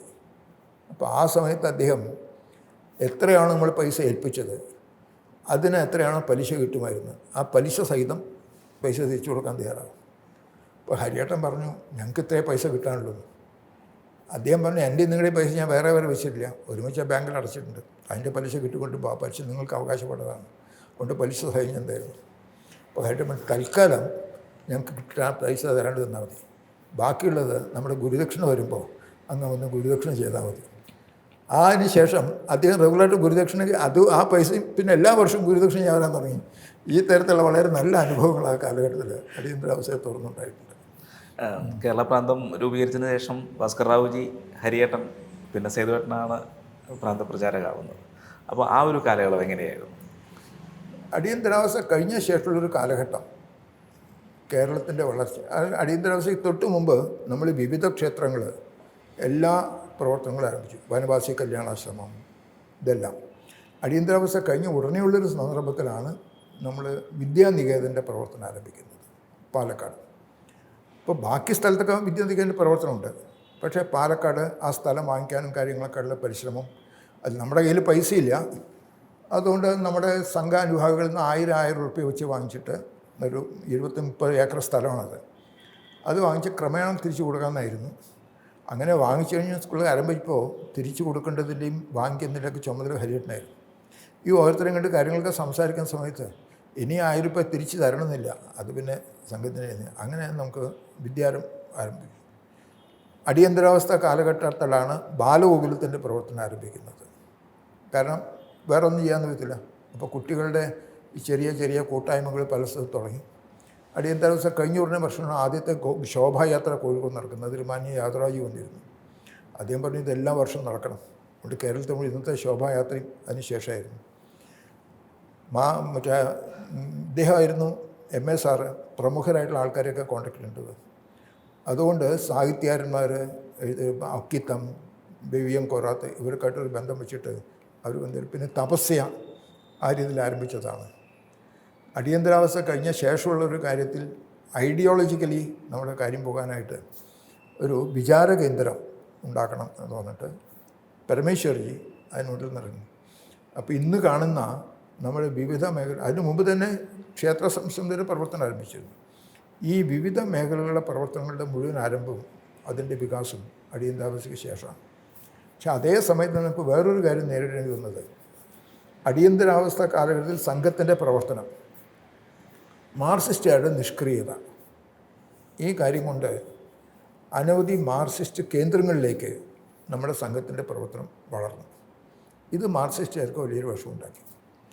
അതുകൊണ്ട് അടിയന്തരാവസ്ഥ കഴിഞ്ഞ് ഉടനെ തന്നെ അവർ കേരള വ്യാപകമായിട്ട് വർഗീയതാ വിരുദ്ധ പ്രചരണം എന്നുള്ളത് വലിയ യോഗങ്ങൾ വിളിച്ചിട്ട് രാഷ്ട്രീയ സ്വയംസേവക സംഘത്തെ ശരിക്ക് ശക്തിയായിട്ട് നേരിടണം. പല സ്ഥലത്തും അവർ പറഞ്ഞു, പേപ്പട്ടിയെ തല്ലി പേരുകൾ കൊള്ളുന്നു, ഈ തരത്തിലുള്ള സംഗതിയാണ്. അതുകൊണ്ട് അടിയന്തരാവസ്ഥയ്ക്ക് തൊട്ട് മുമ്പ് 1969 കാലഘട്ടത്തിൽ വാടിക്കൽ രാമകൃഷ്ണൻ അതുപോലെ ചില ആൾക്കാരെ കൊല ചെയ്തിട്ടുള്ള ഒരു രാഷ്ട്രീയം ആരംഭിച്ചെങ്കിലും ശരിക്ക് ഈ ഒരു അടിയന്തരാവസ്ഥയോടുകൂടി അവർ ശക്തമായിട്ട് അവരുടെ ശക്തി കേന്ദ്രങ്ങൾ, അതിനെ തുടർന്നാണ് തലശ്ശേരി, പാലക്കാട്, മറ്റേ കഞ്ചിക്കോട് ഭാഗം, തൃപ്രയാർ ഭാഗത്ത്, ആലപ്പുഴയിൽ എല്ലാം തന്നെ മാർക്സിസ്റ്റുകാരുടെ കൊലപാതക രാഷ്ട്രീയത്തിൻ്റെ അത് ആരംഭിച്ചു. അവർ മാർക്സിസ്റ്റ് പാർട്ടി അധികാരത്തിൽ നിന്ന് പോവുകയും കോൺഗ്രസ്സുകാരും ചെയ്തപ്പോൾ അവരുടെ സമനില തെറ്റി. കോൺഗ്രസ്സുകാരാണെങ്കിലും ശരി, ഈ കൊലപാതകത്തിൽ RSS മാർക്സിസ്റ്റാണ്, വേണ്ട പോലെ നടപടിയെടുക്കാൻ പോലീസുകാരും ഒരു തരത്തിൽ മാർക്സിസ്റ്റുകാരുടെ സ്വാധീനത്തിലായിരുന്നു. അതുകൊണ്ട് ആ കാലഘട്ടം ഒരു രക്തച്ചൊരിച്ചിൻ്റെ കാര്യം. പക്ഷേ സംഘ സ്വയംസേവകർ അതിനെ ശക്തിയായിട്ട് നേരിടുവെച്ചാൽ പകരത്തിന് പറഞ്ഞിട്ട് നിവൃത്തിയില്ലാതെ ചില കാര്യങ്ങൾ ചെയ്യേണ്ടി വന്നു. അതിൻ്റെ പേരിൽ സ്വയംസേവർ ജയിലിൽ കൊണ്ടുവന്ന ധാരാളം ആൾക്കാർ അവരത് തൻ്റെ അടുത്തോട് സ്വീകരിക്കാനും തയ്യാറായി. ആ ഒരു സംഘർഷത്തിൻ്റെ കാലഘട്ടമായിരുന്നു ഏകദേശം 90-92 വരെയുള്ള കാലഘട്ടം. അതേ സമയത്ത് സംഘം വളർന്നു, സംഘത്തിൻ്റെ വളർച്ചയുണ്ടായി. ഈ രീതിയിലുള്ള ഒരു കാലഘട്ടമായിരുന്നു. ഭാസ്കർറാവിൻ്റെ 92-ലാണ് ഭാസ്കർ തിരിച്ചു പോകുന്നത്. പിന്നെ ഹരിയേട്ടനായിരുന്നു പ്രാന്തപ്രചാരക്. ഹരിയേട്ടൻ പ്രാന്തപ്രചാരകനെ സംബന്ധിച്ച് ഞാൻ ശാരീരികപരമായിട്ട് പ്രവർത്തിച്ചു, പിന്നെ സഹപ്രാന്തപ്രചാരക്കായിരുന്നു. നാച്ചുറലി ഹരിയേട്ടൻ പലപ്പോഴും ഈ പ്രാന്തപ്രചാരക്കായിരുന്ന സമയത്ത് അഖില ഭാരതീയ ചുമതലയും കൂടി ഉണ്ടായിരുന്നുകൊണ്ട് പ്രാന്തപ്രചാരക്കായിട്ട് ഹരിയേട്ടനാണ്. പക്ഷേ ഹരിയേട്ടൻ, മാധവജി പോലുള്ള ആൾക്കാർ പല പ്രവർത്തനങ്ങളിലും അവർക്ക് കൂടുതൽ ശാരീരിക പ്രമുഖ സമയത്ത് സഹപ്രാന്ത പ്രചാരകം എന്ന നിലയ്ക്കും ഡീറ്റെയിൽഡായിട്ട് ഇത് യാത്ര ചെയ്യാനും താഴത്തെ തട്ടിലെ സ്വയംസേവമായിട്ട് ബന്ധപ്പെട്ട ആൾക്ക് സന്ദർഭം എനിക്ക് ധാരാളം കിട്ടിയതുകൊണ്ട് ഹരിയേട്ടൻ്റെ കാലശേഷം ആ ചുമതല മാറിയ ശേഷം പ്രാന്തപ്രചാരക്കായ സമയത്ത് ഒരു വലിയ ഭാരം ഒന്നായിട്ട് തോന്നിയില്ല. സഹജമായിട്ടുള്ള നിലയിൽ പ്രവർത്തിക്കാൻ മുമ്പ് തന്നെ ചാൻസ് കിട്ടിയെന്നുണ്ട്. കേരളത്തിലെ ഒട്ടുമിക്ക ശാഖകളിലും യാത്ര ചെയ്തിട്ടുള്ളൊരു പരിചയം സേതുവേട്ടനുണ്ട്. പ്രത്യേകിച്ചും ആ കാലഘട്ടത്തിൽ പ്രാന്തപ്രചാരകനായിരുന്ന കാലഘട്ടത്തിലും കേരളത്തിലെ എല്ലാ സ്ഥലങ്ങളിലും എത്താൻ കഴിഞ്ഞിട്ടുണ്ട്. എങ്ങനെയുണ്ടായിരുന്നു അനുഭവങ്ങൾ? നല്ല ശരിക്ക് നമ്മുടെ സ്വയംസേവകരുടെ വിഷമതകളും കാര്യങ്ങളൊക്കെ മനസ്സിലാക്കാനും, പ്രത്യേകിച്ച് ധാരാളം സ്വയംസേവകർ ജയിലിലാണ്. അനവധി സ്വയംസേവകരുടെ കൈകാലുകൾ അംഗഭംഗങ്ങളൊക്കെ വന്നിട്ടുണ്ട്. നമ്മുടെ മുമ്പിലുള്ള പ്രശ്നം ഈ കുടുംബങ്ങളെ സഹായിക്കണം. അവരുടെ വീട്ടിൽ പോകുന്ന സമയത്ത് അവരുടെ ബന്ധുക്കൾ ജയിലിലാണ്, വീടും കുടുംബത്തിലാണ്. ഈ തരത്തിലുള്ളൊരു സാമ്പത്തികമായിട്ടുള്ള വലിയൊരു പ്രശ്നം നമ്മുടെ മുമ്പിലുണ്ടായി. സ്വാഭാവികമായിട്ട് നമ്മൾ ആദ്യം ഞാൻ പ്രത്യേകിച്ച് മലബാർ കേന്ദ്രമാക്കിയിട്ട്, കോഴിക്കോട് കേന്ദ്രമാക്കിയിട്ട് അടിയന്തരാവസ്ഥ അവസാന ഘട്ടത്തിൽ മലബാർ ഭാഗത്തിൻ്റെ ചുമതലയായിരുന്നു. കണ്ണൂരാണ് ഏറ്റവും വലിയ പ്രശ്നം ഉണ്ടായത്. അതുകൊണ്ട് ഞങ്ങൾ തന്നെ ചിന്തിച്ചു പരിഹാരം ഉണ്ടാക്കണം. അതുകൊണ്ട് എല്ലാ ജോലിക്കാരായിട്ടുള്ള സ്വയംസേവകരും എന്തെങ്കിലും ഒരു മാസത്തിൽ റെഗുലറായിട്ടൊരു പൈസ തരണം. അതിൽ കൂട്ടിയിട്ട് ഈ കാര്യങ്ങൾ ചെയ്യാനായിട്ട് സ്വയംസേവർ ഗുരുദക്ഷിണ ചെയ്യും. പക്ഷേ പീഡിത സഹായതാ സമിതി എന്നുള്ള നിലയ്ക്ക് ആൾക്കാർ വിശ്വസിച്ചു. അങ്ങനെ നമ്മൾ ചെയ്ത് തുടങ്ങി. പിന്നീട് സ്വാഭാവികമായിട്ട് നമ്മുടെ സംഘത്തിൻ്റെ അധികാരിയുടെ മുമ്പിൽ പറഞ്ഞു. മാന്യ രജുഭയ്യ ഒരു സമയത്ത് കേരളത്തിൽ വന്ന സമയത്ത് ഈ കാര്യങ്ങളെക്കുറിച്ച് പറഞ്ഞു. അതേ ഉടനെ തന്നെ ഒരു കാര്യം ചെയ്യും, ഓർഗനൈസറിൽ കൂടിയിട്ട് ഈ രീതിയിൽ സ്വയംസേവർ വളരെ സഹായിക്കുന്നുണ്ട്, സഹായിക്കണം എന്ന് പറഞ്ഞിട്ട് ഒരു പ്രസ്താവന കൊടുത്തു. എന്നിട്ട് നേരിട്ട് അയക്കാനായിട്ട് മുഴുവൻ ഭാരതത്തിന് വലിയൊരു തുക, അന്ന് ഒരു 4 ലക്ഷം എന്നൊക്കെ പറയുന്നത് വലിയൊരു എമൗണ്ടാണ്, ആ നിലയ്ക്ക് കിട്ടിയത്. അതുകൊണ്ട് നമുക്ക് മുന്നോട്ട് കൊണ്ടുപോകാൻ സാധിച്ചു. പിന്നീട് അതിനുള്ള സംവിധാനം, ഇതോടൊപ്പം തന്നെ നമ്മുടെ സ്വയംസേവർക്ക് ജോലിക്ക് പോകാൻ നിർത്തിയില്ല. അതുകൊണ്ട് അവിടെ നമ്മളൊരു സൊസൈറ്റി പോലെ രൂപീകരിച്ചിട്ട് ചെറിയ ചെറിയ ബിസിനസ്, ഇപ്പോൾ നമ്മുടെ രക്ഷാബന്ധനുണ്ട്. നമ്മൾ ആദ്യം ചെയ്ത് രാഖി ഉണ്ടാക്കാൻ അമ്മമാരെ ഏൽപ്പിക്കുക, അവരിന്ന് കളക്ട് ചെയ്യും, എന്നിട്ട് അതിൻ്റെ പൈസ ഇപ്പോൾ കേരളത്തിലേക്ക് മുഴുവൻ രാഖി അയക്കുന്നത് നമ്മൾ ആ തരത്തിൽ പുറത്തുണ്ട്. ഇതേപോലെ കടലോര പ്രദേശത്ത് നമ്മുടെ സ്വയംസേവകരുണ്ട്. അവർക്ക് മുസ്ലിമിൻ്റെയോ മറ്റു കമ്മ്യൂണിസ്റ്റുകാരുടെ കൂടെ ജോലിക്ക് പോകണം, അവരുടെ വള്ളത്തിൽ പോകണം. ഇവർക്ക് സ്വതന്ത്രമായിട്ട് വെള്ളമില്ല. അതുകൊണ്ട് അവർക്ക് സ്വതന്ത്രമായിട്ട് വെള്ളം കൊടുക്കണം എന്നുള്ള ചിന്ത വന്നു. അപ്പോൾ ആ സമയത്ത് നമ്മൾ ഇവരുടെ ഒരു സൊസൈറ്റിക്ക് കൂടിയിട്ട് ബാങ്കിൽ ചില ആൾക്കാരെ സംസാരിച്ചിട്ട് ഒരു 10 ലക്ഷമൊക്കെ വരും, അതിനുവേണ്ടിയിട്ടുള്ളൊരു കടം വാങ്ങിക്കും, ക്രമേണ അടച്ചു തീർക്കണം. ആ തരത്തിൽ ചില സംവിധാനമൊക്കെ ചെയ്തു. ഒരു 5 or 6 ശിവശക്തി, ശിവരൂപി എന്നൊക്കെ പറഞ്ഞിട്ടുള്ള ഒരു ഗ്രൂപ്പുകളുണ്ടാക്കി. അവർ 10 പേരാണെങ്കിൽ 11 വിഭജിക്കണം അവരുടെ ലാഭം. ഒന്ന് നമ്മുടെ ഈ തരത്തിലുള്ള സൊസൈറ്റിക്ക് കൊടുക്കണം എന്നൊക്കെ ചിന്തിച്ചിട്ട് ഈ രീതിയിൽ വെറും അവരുടെ ജയിലിൽ പോയിട്ട് അവരെ കാണണം, സമാശ്വസിപ്പിക്കും കാര്യങ്ങൾ തന്നെ ഈ കുടുംബങ്ങളെ സഹായിക്കുന്ന പദ്ധതി ഉണ്ടായിരുന്നു. ഇന്നും ഇപ്പോൾ കേരള വ്യാപകമായിട്ട് അനവധി ആൾക്കാർ ജയിലുണ്ട്. അവരുടെ കുടുംബങ്ങളെ മുഴുവൻ നമ്മുടെ റെഗുലറായിട്ട് അവിടെ പോയി കാണും, സംസാരിക്കും. അവരുടെ കുടുംബത്തിന് എന്തെങ്കിലും വിശേഷം അവർ പൈസ കൊടുക്കും. ഇതൊക്കെ നടന്നുകൊണ്ടിരിക്കുന്നു. ലക്ഷക്കണക്കിന് ഉറുപ്പിയുടെ ബഡ്ജറ്റാണ് ഇപ്പോഴും ഇത് നടന്നുകൊണ്ടിരിക്കുന്നത്. വേറൊരു പ്രധാനപ്പെട്ട ഒരു കാര്യം, ഈ നോർത്ത് ഈസ്റ്റിലെ പ്രവർത്തനം അഖില ഭാരതീയ തലത്തിൽ പ്രവർത്തിക്കുന്ന സമയത്ത് അവിടെയൊക്കെ സഞ്ചരിച്ചിട്ടുണ്ട്. അതിനൊപ്പം തന്നെ കേരളത്തിൽ നിന്ന് നിരവധി പ്രചാരകന്മാരെ, മുഴുവൻ സമയ പ്രവർത്തകരെ അങ്ങോട്ട് വിട്ടിട്ടുമുണ്ട്. ആ ഒരു സാഹചര്യം എങ്ങനെയായിരുന്നു? നമുക്ക് ഒരുപാട് പേരെ നഷ്ടപ്പെട്ടിട്ടുമുണ്ട്. കേരളത്തിൽ സംഘത്തിൻ്റെ പ്രവർത്തനം കൊണ്ട് പ്രചാരകന്മാരെ ധാരാളം ആൾക്കാർ വരാൻ തുടങ്ങി, പ്രത്യേകിച്ച് യങ്സ്റ്റേഴ്സ്. അടിയന്തരാവസ്ഥയ്ക്ക് ശേഷം നമ്മുടെ മിക്കവാറും എല്ലാ ജില്ലകൾക്കും പ്രചാരകർ, അതേപോലെ തന്നെ താലൂക്കുകൾക്ക് പ്രചാരകന്മാർ അത് വന്നു തുടങ്ങിയിരുന്നൊരു കാലഘട്ടം ഉണ്ടായിരുന്നു. ആദ്യം തമിഴ്നാട്ടിൽ പ്രവർത്തനം ആരംഭിച്ചതാണെങ്കിലും കേരളത്തേക്കാൾ തമിഴ്നാട്ടിൽ പ്രവർത്തനം കുറവായിരുന്നു. അതുകൊണ്ട് അടിയന്തരാവസ്ഥയുടെ തൊട്ട് മുമ്പുള്ള കാലഘട്ടത്തിൽ തന്നെ തമിഴ്നാട്ടിലേക്കും പ്രചാരകന്മാരെ അയക്കണമെന്ന്. അപ്പോൾ നമ്മുടെ ചോട്ടാ രാമചന്ദ്രൻ എന്നുള്ള പ്രചാരക്കാണ് ആദ്യമായിട്ട് തമിഴ്നാട്ടിൽ ചെന്നൈയിൽ പ്രചാരക്കായിട്ട് പോയത്. അത് കഴിഞ്ഞ സനൽകുമാർ എന്ന് പറഞ്ഞാൽ ആലപ്പുഴയിലെ അദ്ദേഹം പ്രചാരകനായിട്ട് പോയി. കന്യാകുമാരി, തമിഴ് മലയാളികളാണ്, കന്യാകുമാരിയിലേക്ക് നമ്മുടെ ചില പ്രചാരകന്മാരെ അയച്ചത്. അങ്ങനെ തമിഴ്നാട്ടിലേക്കാണ് ആദ്യം പ്രചാരകന്മാരെ അയച്ചത്. 1990 വന്നതോടുകൂടിയിട്ട് പഞ്ചാബ്, അവിടെ നമുക്ക് പ്രചാരം വേണം. പഞ്ചാബിൽ സംഘം ആദ്യം ആരംഭിച്ചെങ്കിലും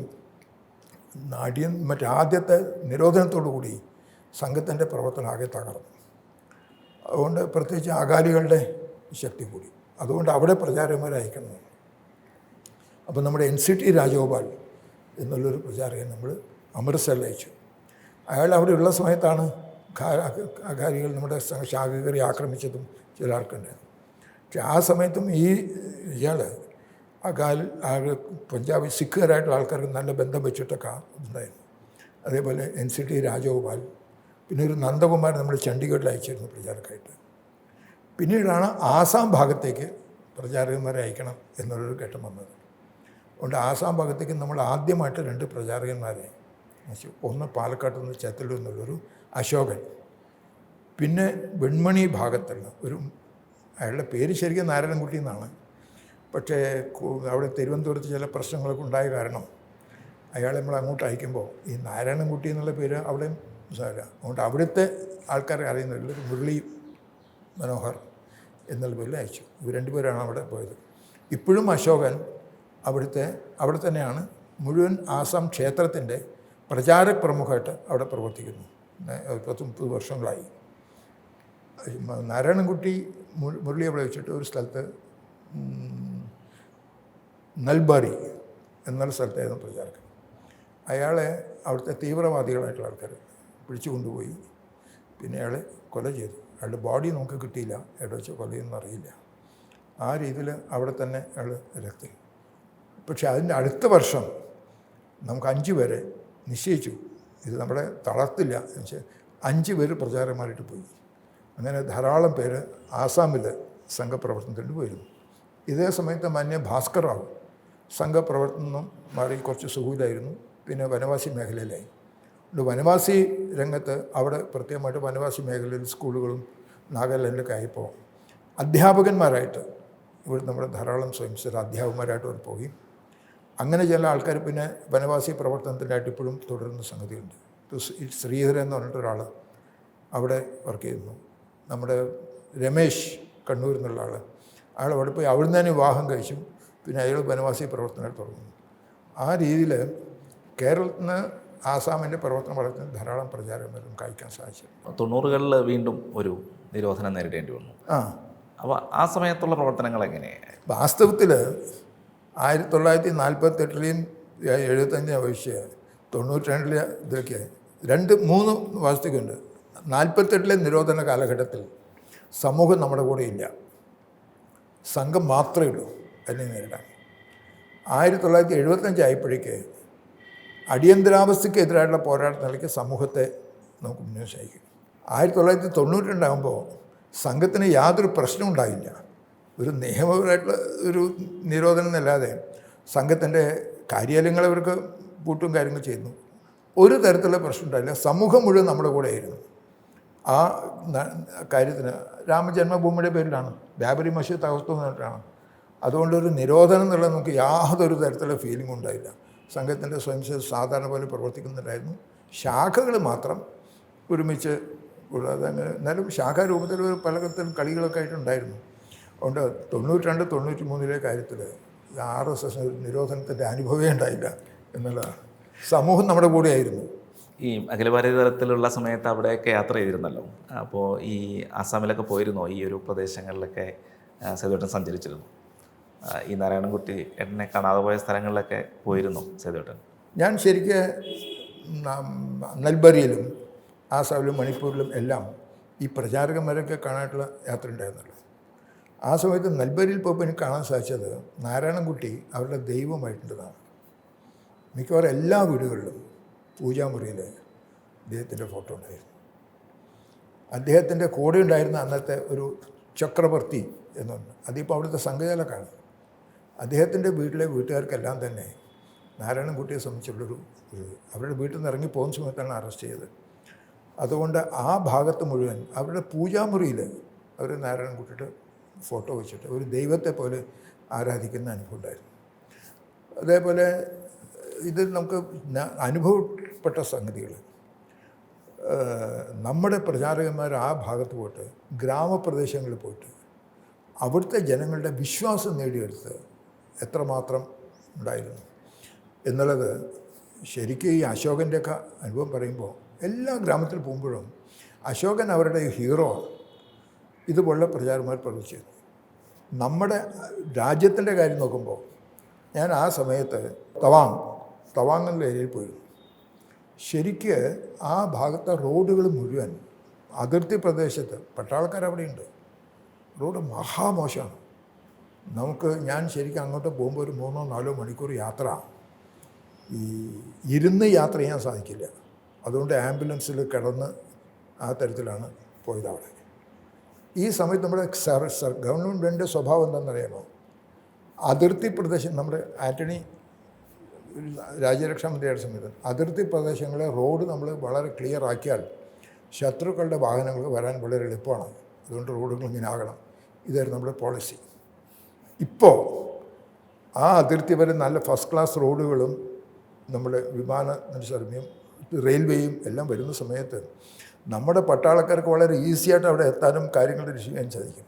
നമ്മുടെ ഗവൺമെൻറ്റിൻ്റെ ആ സ്വഭാവം അത് നമുക്ക് കാണാൻ സാധിക്കും. ഇത് ശരിക്കും നമുക്ക് ആ സമയത്ത് അനുഭവപ്പെട്ട കാര്യമാണ് നേരിട്ട്.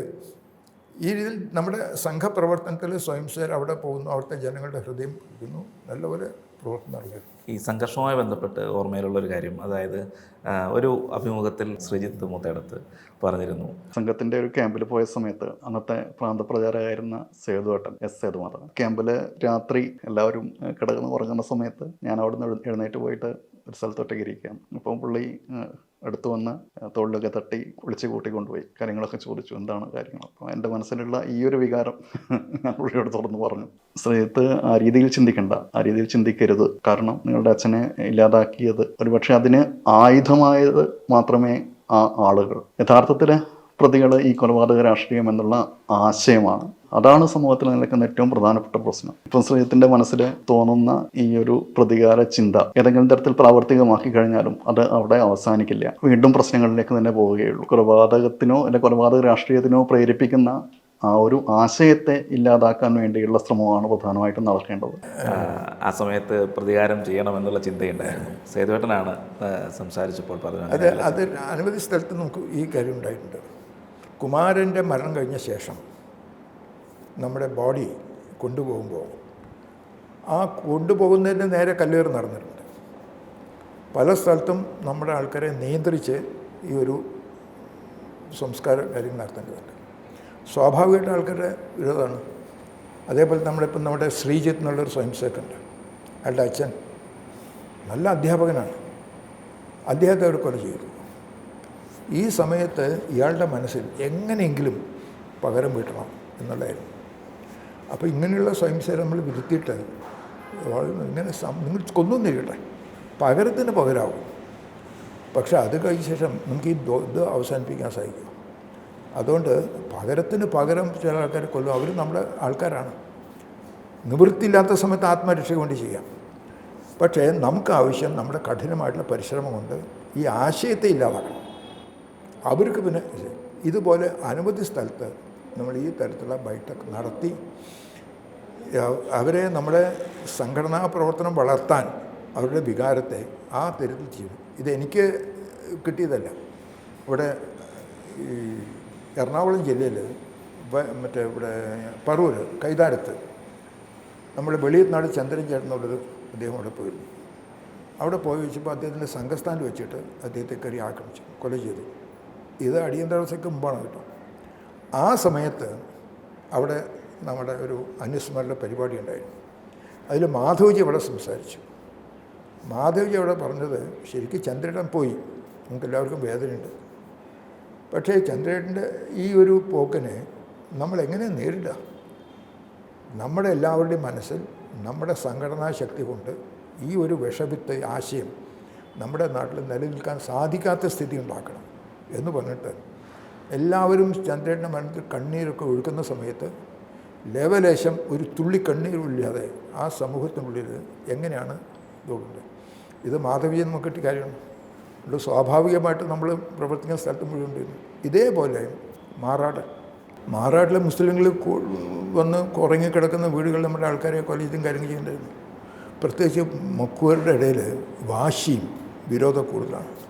അതിഭയങ്കരമായിട്ടുള്ള ഇതിൽ നിന്ന് റിട്ടാലിയേഷൻ ഉണ്ടാകണം എന്നവരുണ്ടായിരുന്നു. വാസ്തവത്തിൽ അതാണ് മുസ്ലിങ്ങൾ ആഗ്രഹിച്ചത്. ഈ സമയത്ത് നമ്മൾ പോയിട്ട് ഈ ആൾക്കാരെ സമാധാനപ്പെടുത്താൻ വളരെ നമ്മളവിടെ താമസിച്ച് ഓരോ വീട്ടിലും പോയി യുവാക്കന്മാരെ കൂട്ടി സംസാരിച്ചിട്ട് ഇത് നമുക്ക് പകരം വീട്ടിലല്ല സംഗതി, നമ്മുടെ സംഘടനാശക്തി വർദ്ധിപ്പിക്കലാണ് എന്ന് പറഞ്ഞ് അവർ പ്രതീക്ഷിച്ച പോലൊരു വലിയ വർഗീയ സംഘടനയ്ക്ക് പോകാതിരിക്കാൻ നമുക്ക് വളരെ സാഹസപ്പെടേണ്ടി വന്നു. ഈ സിറ്റുവേഷൻ നമുക്ക് പല സ്ഥലത്തും ഉണ്ടാകേണ്ടി വന്നിട്ടുണ്ട്. ഈ സമയത്തൊക്കെ നമുക്ക് ആകെ പൂർണ്ണമായിട്ടുള്ളൊരു ധൈര്യം ഈ ഹരിയേട്ടൻ്റെ സംഗതി നമ്മൾ ഇതൊക്കെ കരിക്ക് നടക്കുമ്പോൾ വരണമല്ലോ. ആ സമയത്ത് അവിടെ വരികയും നമ്മുടെ സ്വയംസേവരുടെ കൂടെയൊക്കെ താമസിക്കുമ്പോൾ ആ സമയത്ത് ഹരിയേട്ടൻ്റെ ഒരു പിന്തുണ വളരെ ശക്തമായിട്ട് നമുക്ക് ഉണ്ടായിരുന്നു. നമ്മുടെ മനസ്സിന് ആശ്വാസം തരാൻ. രാത്രി നമ്മളൊരു ദിവസം സ്വസ്ഥമായിട്ട് കിടന്നുറങ്ങണം തോന്നിയ രാത്രി ഫോൺ വരികയാണ്, ഇന്ന സ്ഥലത്ത് ആക്രമണം നടന്നു, നാളെ കൊല ചെയ്തെന്നൊക്കെ പറഞ്ഞിട്ട്. മാർക്സിസ്റ്റുകാർ ഈ തരത്തിലുള്ള ആക്രമണം നടക്കുന്ന സമയത്ത് പോലീസിൻ്റെ സമയം, പോലീസ് വീടുകളിൽ വരും, അവിടെ ആണുങ്ങളുണ്ടോ അറസ്റ്റ് ചെയ്യുന്നൊക്കെ പറഞ്ഞിട്ട് പറയും. പോലീസ് പോയി കഴിഞ്ഞാലും മാർക്സിസ്റ്റുകാർ വരും, വീടുകളിൽ വരിക, അവരുടെ വീടുകളിൽ സാധനങ്ങൾ നശിപ്പിക്കുക, ചട്ടി കലമൊക്കെ എടുത്ത് നശിപ്പിക്കുക, അതേപോലെ തന്നെ അവിടുത്തെ കൃഷി നശിപ്പിക്കുക, തെങ്ങിൻ്റെ തലവിട്ട് വാഴ മുട്ടിക്കുക, മൃഗങ്ങളെ വെട്ടി വീർപ്പിക്കുക, ഈ കാര്യങ്ങളാണ്. അപ്പോൾ അങ്ങനെയുള്ളൊരു സന്ദർഭത്തിൽ ശാഖകൾ പോലും നടത്താൻ പ്രശ്നമാണ്. ഞാനൊരു 10-15 ദിവസം തലശ്ശേരിയിൽ തന്നെ താമസിച്ചു. ഓരോ ഗ്രാമത്തിലും പോകും. ആ ഗ്രാമത്തിൽ നമ്മുടെ അവിടെയുള്ള ബാക്കിയുള്ള സ്വയംസേവനെ കൂട്ടി ഒരു സ്വയംസേന വേറെ സ്വയംസേനയുടെ വീട്ടിൽ പോകും, ഒരു വീട്ടുകാരെ ആശ്വസിപ്പിക്കും. അങ്ങനെ ഒരു വൈകുന്നേരം വരെ നമ്മൾ വൈകുന്നേരം ശാഖ നടത്തും. അവരോട് നമ്മൾ പറയും, ഈ ശാഖ നിർത്താനാണ് ഈ കാര്യം ചെയ്യുന്നത്. നിങ്ങൾ ശാഖ നിർത്തിക്കഴിഞ്ഞാൽ അവർ ജയിച്ചു, നമ്മൾ പരാജയപ്പെട്ടു വരും. ശാഖകൾ നിർത്തരുത്. വന്നാൽ പിന്നെ നേരിടുകയാണ്. കാരണം അവിടെ ശാഖയുടെ നേരെ ആദ്യം ആവശ്യയുടെ പാൻഡയിൽ ചന്ദ്രൻ എന്നുള്ള ആൾ, അയാളുടെ അച്ഛൻ മാർക്സിസ്റ്റുകാരനാണ്. ഇയാൾ കോളേജ് വിദ്യാർത്ഥികൾ കൂടി ശാഖ വന്നു തുടങ്ങി. ആ സമയത്താണ് മാർക്സിസ്റ്റുകാർ ഇയാളുടെ അച്ഛനോട് പറയുന്നത്, കല്ലുവെട്ടി തൊഴിലാളി യൂണിയൻ്റെ സെക്രട്ടറി മറ്റാണ്, മകനെ ശാഖയിൽ അയക്കരുത്. അദ്ദേഹം അയാൾ ചെറുപ്പക്കാരൻ യുവാവായില്ലേ, അവനവൻ്റെ ഇഷ്ടാനുസരിച്ച് എൻ്റെ കുട്ടികൾ ഞാനെന്തിനും തടയാൻ പോകുന്നു. ആ സ്ഥലത്ത് ശാഖ നടന്നുകൊണ്ടിരിക്കുന്ന സമയത്ത് ഈ ചന്ദ്രനെയാണ് അവർ കൊല ചെയ്തത്, അവരുടെ സ്വന്തം പാർട്ടിയുടെ ആൾ. ഈ തരത്തിലാണ് അവിടുത്തെ ശാഖകൾ നടന്നിരുന്നത്. എൻ്റെ പേഴ്സണലാണ് ഇപ്പോൾ ഇങ്ങനെ ഓരോ വീട്ടിലും കയറിയുന്നത്. ഓരോ വീട്ടിലും മുമ്പോ എന്തൊക്കെ വിഷമാണെങ്കിലും ചായക്ക് ക്ഷണിക്കും, ചായ കുടിക്കാൻ പറയും. അപ്പോൾ അങ്ങനെ ഒരു ദിവസം ചായ കുടിച്ച് നോക്കുമ്പോൾ ഇന്നൊരു 30-40 ചായ ആയിട്ടുണ്ട്. നമ്മുടെ വയറാകെ തകരാറായി. പിന്നെ അന്ന് ഞാൻ നിർത്തി. ചായ വേണ്ടാന്ന് പറഞ്ഞാൽ വീട്ടുകാർക്ക് വിഷമാണ്, ചായ കുടിക്കില്ല എന്ന് പറഞ്ഞാൽ വിഷമമില്ല. അതുകൊണ്ട് അന്ന് ചായ നിർത്തി, പിന്നെ ചായ കുടിയില്ല. അങ്ങനെ നമ്മുടെ ജീവിതത്തിൽ കണ്ണൂർ ഭാഗത്തെ ഒരു വീട്ടിൽ ഒരു കല്യാണം നടക്കുന്നു. ആ കല്യാണത്തിന് അവരുടെ പെണ്ണിൻ്റെ വീട് തെലങ്കേരിയാണ്. അവരുടെ സ്ഥലം കിഴക്കൻ ഭാഗത്ത് കർണാടക അതിർത്തിയിലാണ്. അവർ വന്നിരിക്കുകയാണ്. ഇവർ കല്യാണത്തിന് വേണ്ടിയിട്ടൊക്കെ വന്നപ്പോൾ ഈ വീട്ടുകാർ കാണുന്നു ഒരു കല്യാണത്തിൻ്റെ അറേഞ്ച്മെൻ്റ് ഇല്ല, പന്തലോ ആ തരത്തിലുള്ള കാര്യങ്ങളില്ല.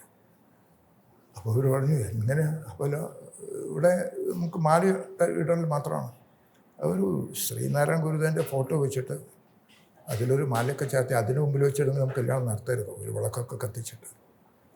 അപ്പോൾ അവർ ഇവർ കാരണം ശരി എവിടുന്ന് ഒരു വിളക്ക് കൊണ്ടുവന്നു, ഒരു ശ്രീനാരായണ വെച്ച് ചെയ്യാൻ തയ്യാറാകുമ്പോൾ പാർട്ടി സെക്രട്ടറി വന്നു. ഇതെന്താ ഇത് പാർട്ടി ഗ്രാമമാണ്, ഇതൊന്നും ഇവിടെ നടക്കില്ല. അവരൊക്കെ ഫോട്ടും വിളക്കൊക്കെ തട്ടി തെറിപ്പിച്ചിട്ട് 2 ചുവന്ന മാല അവർ 2 വെച്ച് മാല അങ്ങോട്ടും ഇങ്ങോട്ടും ചാർത്തിക്കുള്ളൂ. കല്യാണം കഴിഞ്ഞ് ഇനി സദ്യ നടത്താം. അപ്പോൾ അവർക്ക് വലിയൊരു അപമാനമായിപ്പോയി. ആ വീട്ടുകാർ ചോദിച്ചു, ശരി കല്യാണം കഴിഞ്ഞെന്നാണ് പറയുന്നത്, നീ ഞങ്ങളുടെ കൂടെ വരാൻ തയ്യാറുണ്ടോ? ഞാൻ തയ്യാറാണെന്ന പെൺകുട്ടി പറഞ്ഞു. എന്നാൽ ഞങ്ങൾ പോവുക. അല്ല ആ ഊണൊക്കെ നിങ്ങൾ കഴിച്ചാൽ മതി, പാർട്ടി ഗ്രാമമല്ലേ, ഞങ്ങൾ പോകുന്നവർ കഴിച്ചോളാം. ഇതാണ് അന്നത്തെ പാർട്ടി ഗ്രാമത്തിലെ സ്ഥിതി. നമ്മുടെ അവിടെ ഒരു സ്ഥലത്ത് നമ്മുടെ ഒരു ടൈലർ ദിവാകരൻ എന്നുള്ള സ്വയംസേവകരുണ്ട്. ആ സ്വയംസേവൻ ടൈലറാണ്, ഒരു തുണിക്കടയും കാര്യങ്ങളൊക്കെ ഉണ്ട്. ചില മാർക്സിസ്റ്റ് ആൾക്കാർ അവിടെ വന്നു. അവർ വന്നിട്ട് ഇയാളോട് സംസാരിച്ചിരുന്നു.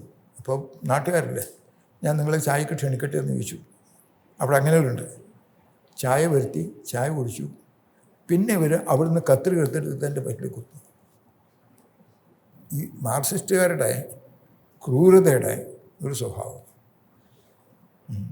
അതേ സമയത്ത് എൻ്റെ വേറെ ചില നമ്മുടെ ഡയൻ മുക്കുന്നൊരു സ്ഥലത്ത് മാർക്സിസ്റ്റുകാർ, ഈ രാജഗോപാൽ എന്ന് പറഞ്ഞിട്ടൊരു മാർക്സിസ്റ്റ് ലീഡറായിരുന്നു. അയാളുടെ നേതൃത്വത്തിൽ നമ്മുടെ സ്വയംസേവകരുടെ വീട് വന്ന് ആക്രമിക്കുകയാണ്, ബോംബും കാര്യങ്ങളൊക്കെ കണ്ടിട്ട്. അവർ രക്ഷയില്ലാതെ അവിടുന്ന് കിട്ടുന്ന മോഡും ഒക്കെ എടുത്തിട്ട് ഇങ്ങോട്ട് വരികയുന്നു. ഭാഗ്യത്തിന് അവർക്കൊന്നും പറ്റിയില്ല. ഈ സമയത്ത് സോമരാജൻ എന്നുള്ളൊരു പോലീസ് ഓഫീസറുണ്ട്. അദ്ദേഹം വന്നിട്ട് ഇതറിഞ്ഞിട്ട് ഒന്ന് ഇയാളെ അറസ്റ്റ് ചെയ്യാൻ തയ്യാറാവും. അയാൾ വലിയതൊരു എൻ്റെ നെഞ്ചത്ത് വെടിയിക്കുക എന്നൊക്കെ പറഞ്ഞിട്ട് നെഞ്ചൊക്കെ വിരിച്ച് കാണിക്കണം. ഇതേ കൊണ്ട് തന്നെ തോക്കെടുത്തു. മര്യാദയ്ക്ക് കയറിയില്ലെങ്കിൽ ഇപ്പം ഞാൻ ശരിയാക്കും. പിന്നെ അയാളെ അറസ്റ്റ് ചെയ്ത് കൊണ്ടുപോയി. എന്നിട്ട് പോലീസുകാരോട് അദ്ദേഹം പറഞ്ഞു, ഇവനെ പെട്ടെന്നൊന്നും സ്റ്റേഷനിൽ കൊണ്ടുപോകണ്ട, നേതാക്കന്മാർ വരും, ഒന്ന് നാടൊക്കെ ചുറ്റി കാണിച്ചിട്ട് കൊണ്ടുപോയാൽ നേരെ കോടതി കൊണ്ടുപോയാൽ. എന്നിട്ട് അങ്ങനെ അവരിങ്ങനെ നിർദ്ദേശം എന്താണെന്ന് ആർക്കറിയാമല്ലോ. ഞാൻ പിറ്റേ ദിവസം സോമനാഥ് സാറിനെ കാണാൻ പോയി. അപ്പോൾ ഞാൻ പറഞ്ഞു ഇങ്ങനെയൊക്കെ ഉണ്ടെങ്കിൽ ഇവിടെ അധികാലം ഇരിക്കില്ലല്ലോ എന്ന് പറഞ്ഞു. അങ്ങനെ DYSP അദ്ദേഹം. പിന്നീട് അദ്ദേഹം സ്റ്റേറ്റ് ട്രാൻസ്പോർട്ടിൻ്റെ ഡയറക്ടറായിട്ട് തിരുവനന്തപുരത്ത് വന്നു.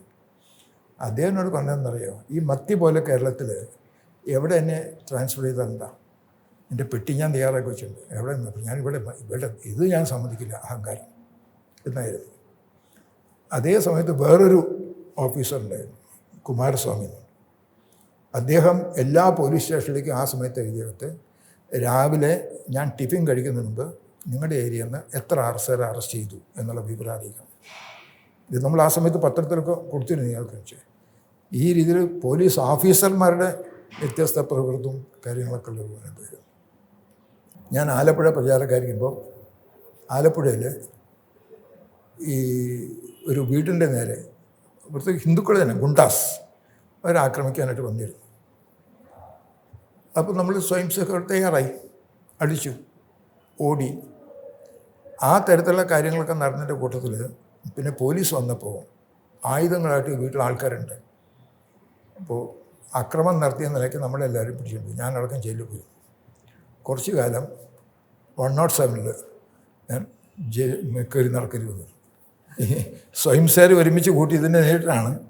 പക്ഷേ അന്നത്തെ പോലീസ് ഉദ്യോഗസ്ഥന്മാർ പിന്നീട് അവിടുത്തെ IG ഒക്കെ കണ്ടിട്ട് പിന്നെ DGP അദ്ദേഹത്തെ കണ്ടിട്ട് പിന്നെ നമ്മുടെ ഇതൊക്കെ മാറി. പക്ഷേ 107 കേസിൽ പെട്ടിരുന്നു. രണ്ടാമത് ചെങ്ങന്നൂർ ആലപ്പുഴ ജില്ലാ പ്രചാര ക്യാമ്പിന് ചെങ്ങന്നൂരിൽ നമ്മുടെ പെരിശ്ശേരി എന്ന സ്ഥലമുണ്ട്. ആ പെരിശ്ശേരിയിൽ നിന്ന് കിഴക്കേ നടയിലേക്കാണ് ഞാനും നടേശൻ എന്നുള്ള 2 സ്വയംസേവകർ വരികയാണ്. ആ സമയത്ത് അവിടെ ഒരു പാലമുണ്ട്, കടന്തോട്ട് പാലം. ആ പാലത്തിനടുത്ത് ക്രിസ്ത്യൻ ഏരിയയാണ്, തെരുവാണ്. അപ്പോൾ ധാരാളം ആൾക്കാർ ഈ ക്രിസ്മസ് ട്രീയൊക്കെ വെച്ചിട്ട് കുടിച്ച് റോഡിൽ നിൽക്കുകയാണ്. അയാൾ സൈക്കിൾ ഉരുട്ടി വരും, ഞങ്ങളായിട്ട് നടന്നു വരികയാണ്. നമ്മളെ തടഞ്ഞു, പ്രത്യേകിച്ച് നടരാശൻ്റെ കൈ പിടിക്കുക. ഞാൻ പറഞ്ഞു, മനുഷ്യരാണ് റോട്ടിൽ കൂടെ പോട്ടെ, നിങ്ങൾ എന്തിനാണ് തടസ്സപ്പെടുന്നതെന്ന് പറഞ്ഞപ്പോഴേക്ക് ഇതേപോലെ അടിക്കാനുള്ള പരിപാടിയാണ്. പിന്നെ നിവൃത്തിയില്ല, പിന്നെ അവരെ കൈകാര്യം ചെയ്യേണ്ടി വന്നു. പിന്നെ കുടിച്ച ആൾക്കാരാണ്, ഓരോ ഇടി കൊടുത്താൽ തന്നെ അവർ താഴെ വീഴും. ഒരു 3-4-5 മിനിറ്റ് നേരത്തേക്ക് ഇടിയായി. റോഡിൽ അവർ നിറയെ ആൾക്കാരുണ്ട്. ഭാഗ്യത്തിനൊരു ലോറി വന്നു. ലോറിയുടെ ഡ്രൈവർ, സാറേ അവർ വളരെ കൂടുതലുണ്ട്, ഏതായാലും ചെയ്തൊക്കെ നന്നായി, സാറ് കയറിക്കൊള്ളുന്നു. അങ്ങനെ 2-3 സ്ഥലത്ത് നേരിട്ടുള്ള സംഭവങ്ങൾ ഉണ്ടായിട്ടുണ്ട്. ഈശ്വരാനോട് അവിടെ നിന്നൊക്കെ നമ്മൾ രക്ഷപ്പെട്ടു. ഭരതേട്ടൻ്റെ മകൻ ദുർഗാദാസ്ജി, അദ്ദേഹം നിലമേൽ വെച്ച് കൊല്ലപ്പെട്ടൊരു സമയത്ത് അന്ന് ഭാസ്കർ റാവുജിയെ സമാധാനപ്പെടുത്തുകയാണ് വേണ്ടതെന്ന് പറഞ്ഞ് അന്ന് അതെ അന്ന് സേതുവേട്ടൻ കൂടെ ഉണ്ടായിരുന്നു ആ ഒരു സാഹചര്യം. 2 കാര്യങ്ങളാണ്. ദുർഗൻ വധിക്കപ്പെട്ടു. ആ സമയത്ത് ഭാസ്കർ റാവു വളരെ ആവശ്യകതയിലായിരുന്നു. പക്ഷേ ഭാസ്കർ റാവുന് ദുർഗൻ്റെ ശരീരം കാണണം. നമ്മൾ വളരെ കഴിയും ഭാസ്കർ റാവിനെ ശ്രമിച്ചു, പക്ഷേ കണ്ടേ മതിയാവും. അതുകൊണ്ട് ഭാസ്കർ റാവു ഇത് അന്ന് ദുർഗനെ കൊണ്ടുവന്ന് പെരുമ്പാവൂർ ഭാഗത്ത് കൂടിയിട്ടാണ് പോയത്, എറണാകുളത്തൂടെ വരില്ല. അവിടുന്ന് പെരുമ്പാവൂർ വന്നിട്ട് ഭാസ്കർ റാവിനെ കാണാൻ തയ്യാറായി, അല്ല ദുർഗനെ കാണാൻ. ശവസംസ്കാരം ദുർഗൻ മരിച്ചു എന്നുള്ള വിവരം അറിയിക്കാൻ ഞാനും CP ജനാർദ്ദനും കൂടിയിട്ടാണ് ഭരതേട്ടനെ കാണാൻ നിലമ്പൂർ പോയത്. അപ്പോൾ ഭരതേട്ടനോട് പറഞ്ഞു, ഇങ്ങനെ ദുർഗന് അറ്റാക്ക് നടന്നിട്ടുണ്ട്, ഹോസ്പിറ്റലാണ്, വളരെ വിഷമം, മരിച്ചു എന്ന് പറഞ്ഞിട്ടില്ല, വളരെ വിഷമത്തിലാണ് കണ്ടീഷൻ എന്നാണ് ഡോക്ടർമാർ പറയുന്നത് എന്നൊക്കെ പറഞ്ഞു. അപ്പോൾ ഭരതേട്ടൻ്റെ റിയാക്ഷൻ എന്താണെന്നറിയാം? കണ്ണൂരിലൊക്കെ മരിച്ച ആൾക്കാർ എൻ്റെ സ്വന്തം മക്കൾ തന്നെയല്ലേ, ഞാൻ ഈ ദുർഗൻ്റെ കാര്യത്തിൽ എന്നെ അത്ര വിഷമിക്കുന്നു. ഇവിടെ ദുർഗൻ്റെ ബോഡി എത്തി സംസ്കാരം കഴിയുന്നത് വരെ ആ വരുന്ന ആൾക്കാർക്കൊക്കെ ഒരു ആത്മവിശ്വാസത്തിലുള്ളൊരു ഭരതേട്ടൻ്റെ. പിറ്റേ ദിവസം അച്ഛൻ, ഭരതേട്ടൻ്റെ സ്വയം സേവമാണ്, അപ്പോൾ ഭരതേട്ടനെ കാണാനായിട്ട് അവിടെ വന്നു. ആ സമയത്താണ് അച്ഛൻ അറിയുന്നത് ഭരതേട്ടൻ എറണാകുളത്ത് പോയി. അതിനെക്കുറിച്ച് അന്വേഷിച്ചപ്പോൾ ഭരതേട്ടൻ നമ്മളോട് പറഞ്ഞത്, ഞാൻ ദുർഗൻ്റെ അച്ഛനാണ്, പക്ഷേ പ്രചാരകൻ്റെ പിതാവെന്നുള്ള സ്ഥാനം പ്രാന്തപ്രചാരകനാണ്. ഭാസ്കരവന് മോശം, എന്നേക്കാൾ കൂടുതൽ വേദന ഭാസ്കരവുണ്ടാവും. ഭാസ്കരവനെ ഒരു സ്വയം സേവക എൻ്റെയാണ് ചുമതല എന്നൊരു ചോദ്യം. അതായിരുന്നു ഭരതേട്ടൻ്റെ സമയത്ത്. 2 റിയാക്ഷൻ. കണ്ണൂരിലൊക്കെ മരിച്ചു വീഴുന്ന ആൾക്കാർ എൻ്റെ സ്വന്തം മക്കളല്ലേ, ഞാൻ ദുർഗൻ്റെ കാര്യത്തിൽ എന്ത് വിഷമമുണ്ട് ആവശ്യം. അതിനെക്കുറിച്ച് ദുർഗനെക്കുറിച്ചുള്ള വേറൊരു കാര്യമുണ്ടായിരുന്നു. അടിയന്തരാവസ്ഥ കാലഘട്ടത്തിൽ ഞാൻ മലബാർ ഭാഗത്താണല്ലോ. അപ്പോൾ ദുർഗൻ അന്ന സമയത്ത് വർക്കറാണ്. ഭരതേട്ടൻ തിരിച്ച് വന്ന് വീട്ടിൽ ഭാര്യയ്ക്ക് സുഖമില്ല, ആ കണ്ടീഷനിലാണ്. അപ്പോൾ ദുർഗൻ ഞാൻ അവിടെ പോയപ്പോൾ എൻ്റെ കൂടെ വന്നു. 2 ദിവസം എൻ്റെ കൂടെ യാത്ര ചെയ്തു, വീട്ടിൽ പോയില്ല. അപ്പോൾ അവസാനം മലപ്പുറത്ത് എത്തിയിട്ട് ഞാൻ കോഴിക്കോട്ടേക്ക് വന്നപ്പോൾ ദുർഗൻ പറഞ്ഞു, സേതുവേട്ടൻ വീട്ടിൽ വന്നിട്ട് പോയാൽ മതി. അപ്പോൾ ഞാൻ എനിക്ക് കോഴിക്കോട് പോയാൽ പറയാം, ഞാനിപ്പോൾ നിലമ്പൂർ വന്നിട്ട് വീണ്ടും ഇത്രയും പോകുന്നുണ്ട്, അല്ല സേതുവേട്ടൻ വന്നിട്ട് പോയാൽ മതി. അപ്പോൾ ഞാൻ ഇയാളുടെ കൂടെ പോയി, ഇയാളുടെ നിർബന്ധമുണ്ട്. അപ്പോൾ ആ സമയത്ത് 2 ദിവസമായിട്ട് എവിടെ പോയെന്നറിയില്ല, അറസ്റ്റ് ചെയ്തോ ജയിലിലാണോ എന്നറിയാം. ഭരതേട്ടൻ അങ്ങനെ മുൻവശത്ത് ഒരു കസേരയിലിരിക്കുക. അപ്പോൾ ഇയാളുടെ കൂടെ എന്നെ കണ്ട ഉടനെ തന്നെ ഭരതേട്ടൻ വിഷമിച്ച് അദ്ദേഹത്തിൻ്റെ മുഴുവൻ ഒന്ന് പറഞ്ഞിട്ട് പോയിക്കൂടായിരുന്നോ ദുർഗ എന്നുള്ളത് ഭരതേട്ടൻ്റെ വിഷമം മുഴുവൻ ഒറ്റ വാക്കിൽ തീർത്തു. കൊണ്ട് ഞാനുണ്ട്, സംഘത്തിൻ്റെ പ്രചാരകനുണ്ട്, അദ്ദേഹത്തിന് വിഷമമുണ്ടാകരുത്. ഈ രീതിയിൽ മകനും അച്ഛനും. തങ്കം ഇപ്പോൾ 100 വർഷം, ഈ ഒരു വർഷം ഇനി ശതാബ്ദിയുടെ പരിപാടികളാണ്. ഇത്രയും കാലത്തെ സംഘടനാ പ്രവർത്തനത്തിൽ ഇപ്പോൾ സേതുവേട്ടൻ എന്താണ് തോന്നുന്നത്? വളരെ വളരെ കാരണം സംഘത്തിന് ആദ്യകാലത്ത് പരിഹാസം, ഇതെന്ത് ചെയ്യാൻ പോകുന്നു, കുട്ടിക്കളിയാണ്. 2 അവഗണന, ഇതിനൊന്നും അങ്ങനെ കാര്യങ്ങൾ കഴിഞ്ഞു. എതിർപ്പ് സർക്കാരിൻ്റെ ഭാഗത്തുനിന്നും കമ്മ്യൂണിസ്റ്റ് പാർട്ടിയുടെ വിഭാഗത്തുനിന്നും മലബാറിലെ മുസ്ലിം ഭാഗത്തുനിന്നും തിരുവിതാംകൂർ ഭാഗത്ത് ക്രിസ്ത്യൻസിൻ്റെ പ്രത്യേകിച്ച് ശബരിമലയുടെ കാര്യങ്ങളൊക്കെ വരുമ്പോൾ ഈ തരത്തിലുള്ള പലതരത്തിലുള്ള എതിർപ്പുണ്ട്. നമ്മൾ കുട്ടെന്നുള്ള ഒരാൾ പത്തനംതിട്ട ഭാഗത്ത് ക്രിസ്ത്യൻ ആൾക്കാരുകൊണ്ട് കൊല ചെയ്യപ്പെട്ടിരുന്നു. ഇതിനൊക്കെ അതിജീവിച്ച് സംഘം വളർന്നു. ഇന്ന് സംഘത്തിന് സ്വീകാര്യത വന്നു. ഒരു കാലഘട്ടത്തിൽ സംഘത്തോട് അനുകൂലിക്കുന്ന ആൾക്കാർ ഉണ്ടായിരുന്നെങ്കിലും പരസ്യമായിട്ട് അവർ വരാൻ തയ്യാറില്ല. അങ്ങനെയുള്ളൊരു കാലഘട്ടം ഉണ്ടായിരുന്നു. ഇന്ന് സംഘത്തിൻ്റെ പേരിൽ ഇപ്പോൾ ഞാൻ പറഞ്ഞപ്പോൾ KT തോമസ് അയാൾ ക്രിസ്ത്യാനിയാണ്, സംഘത്തിന് ജസ്റ്റിസാണ്, സംഘത്തിനെ എതിർത്തിരുന്ന ആളാണ്. പക്ഷേ സംഘത്തെക്കുറിച്ച് അദ്ദേഹം മനസ്സിലാക്കി. അദ്ദേഹം പറഞ്ഞു, ഇന്ന് ഭാരതത്തെ രക്ഷിക്കാൻ ഈ മിലിറ്ററിയും ജുഡീഷ്യലും ഒരൊറ്റ ശക്തി അത് RSS എന്ന് പറയുന്നു. ഇതുപോലെ ധാരാളം വളരെ പ്രോമനൻ്റ് ആയിട്ടുള്ള ആൾക്കാർ നമ്മുടെ കൂടെ വരാൻ തയ്യാറായി. പ്രത്യേകിച്ച് വിശാല ഹിന്ദു സമ്മേളനം പോലുള്ള വലിയ വലിയ പരിപാടികൾ നടത്തിയതിൻ്റെ ഫലമായിട്ട് ഹിന്ദുക്കൾക്ക് ഇന്ന് സംഘത്തോടൊരു വിശ്വാസം കാര്യങ്ങൾക്കുണ്ടായി. ഈ ഒരു സ്വീകാര്യത വന്നിട്ടുണ്ട്. വളരെ സന്തോഷമുള്ള കാര്യമാണ്.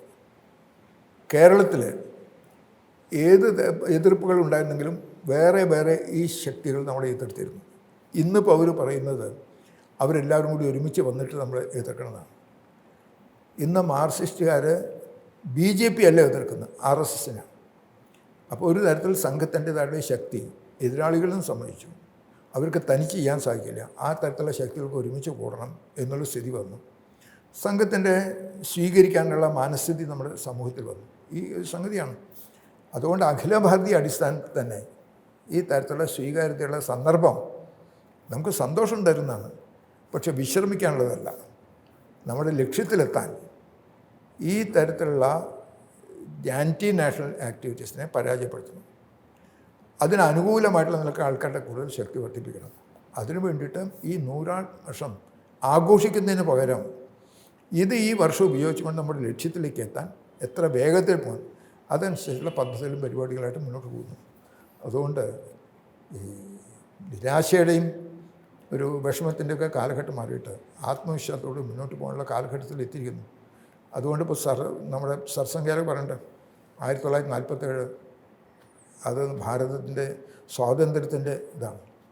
ഇതിപ്പോൾ അമൃത വർഷമാണ്. സ്വാതന്ത്ര്യത്തിൻ്റെ ശതാബ്ദി വരുമ്പോഴേക്ക് രാഷ്ട്രീയ സ്വയംസേവക സംഘത്തിൻ്റെ ഫലമായിട്ട് സംഘശാഖകളുടെ എണ്ണം സ്വയംസേവനമല്ല, സമൂഹമാകമാനം ഈ ഇതിൽ വരും. അതിനുള്ള പ്രവർത്തന പദ്ധതികളിൽ മുന്നോട്ട് പോകും.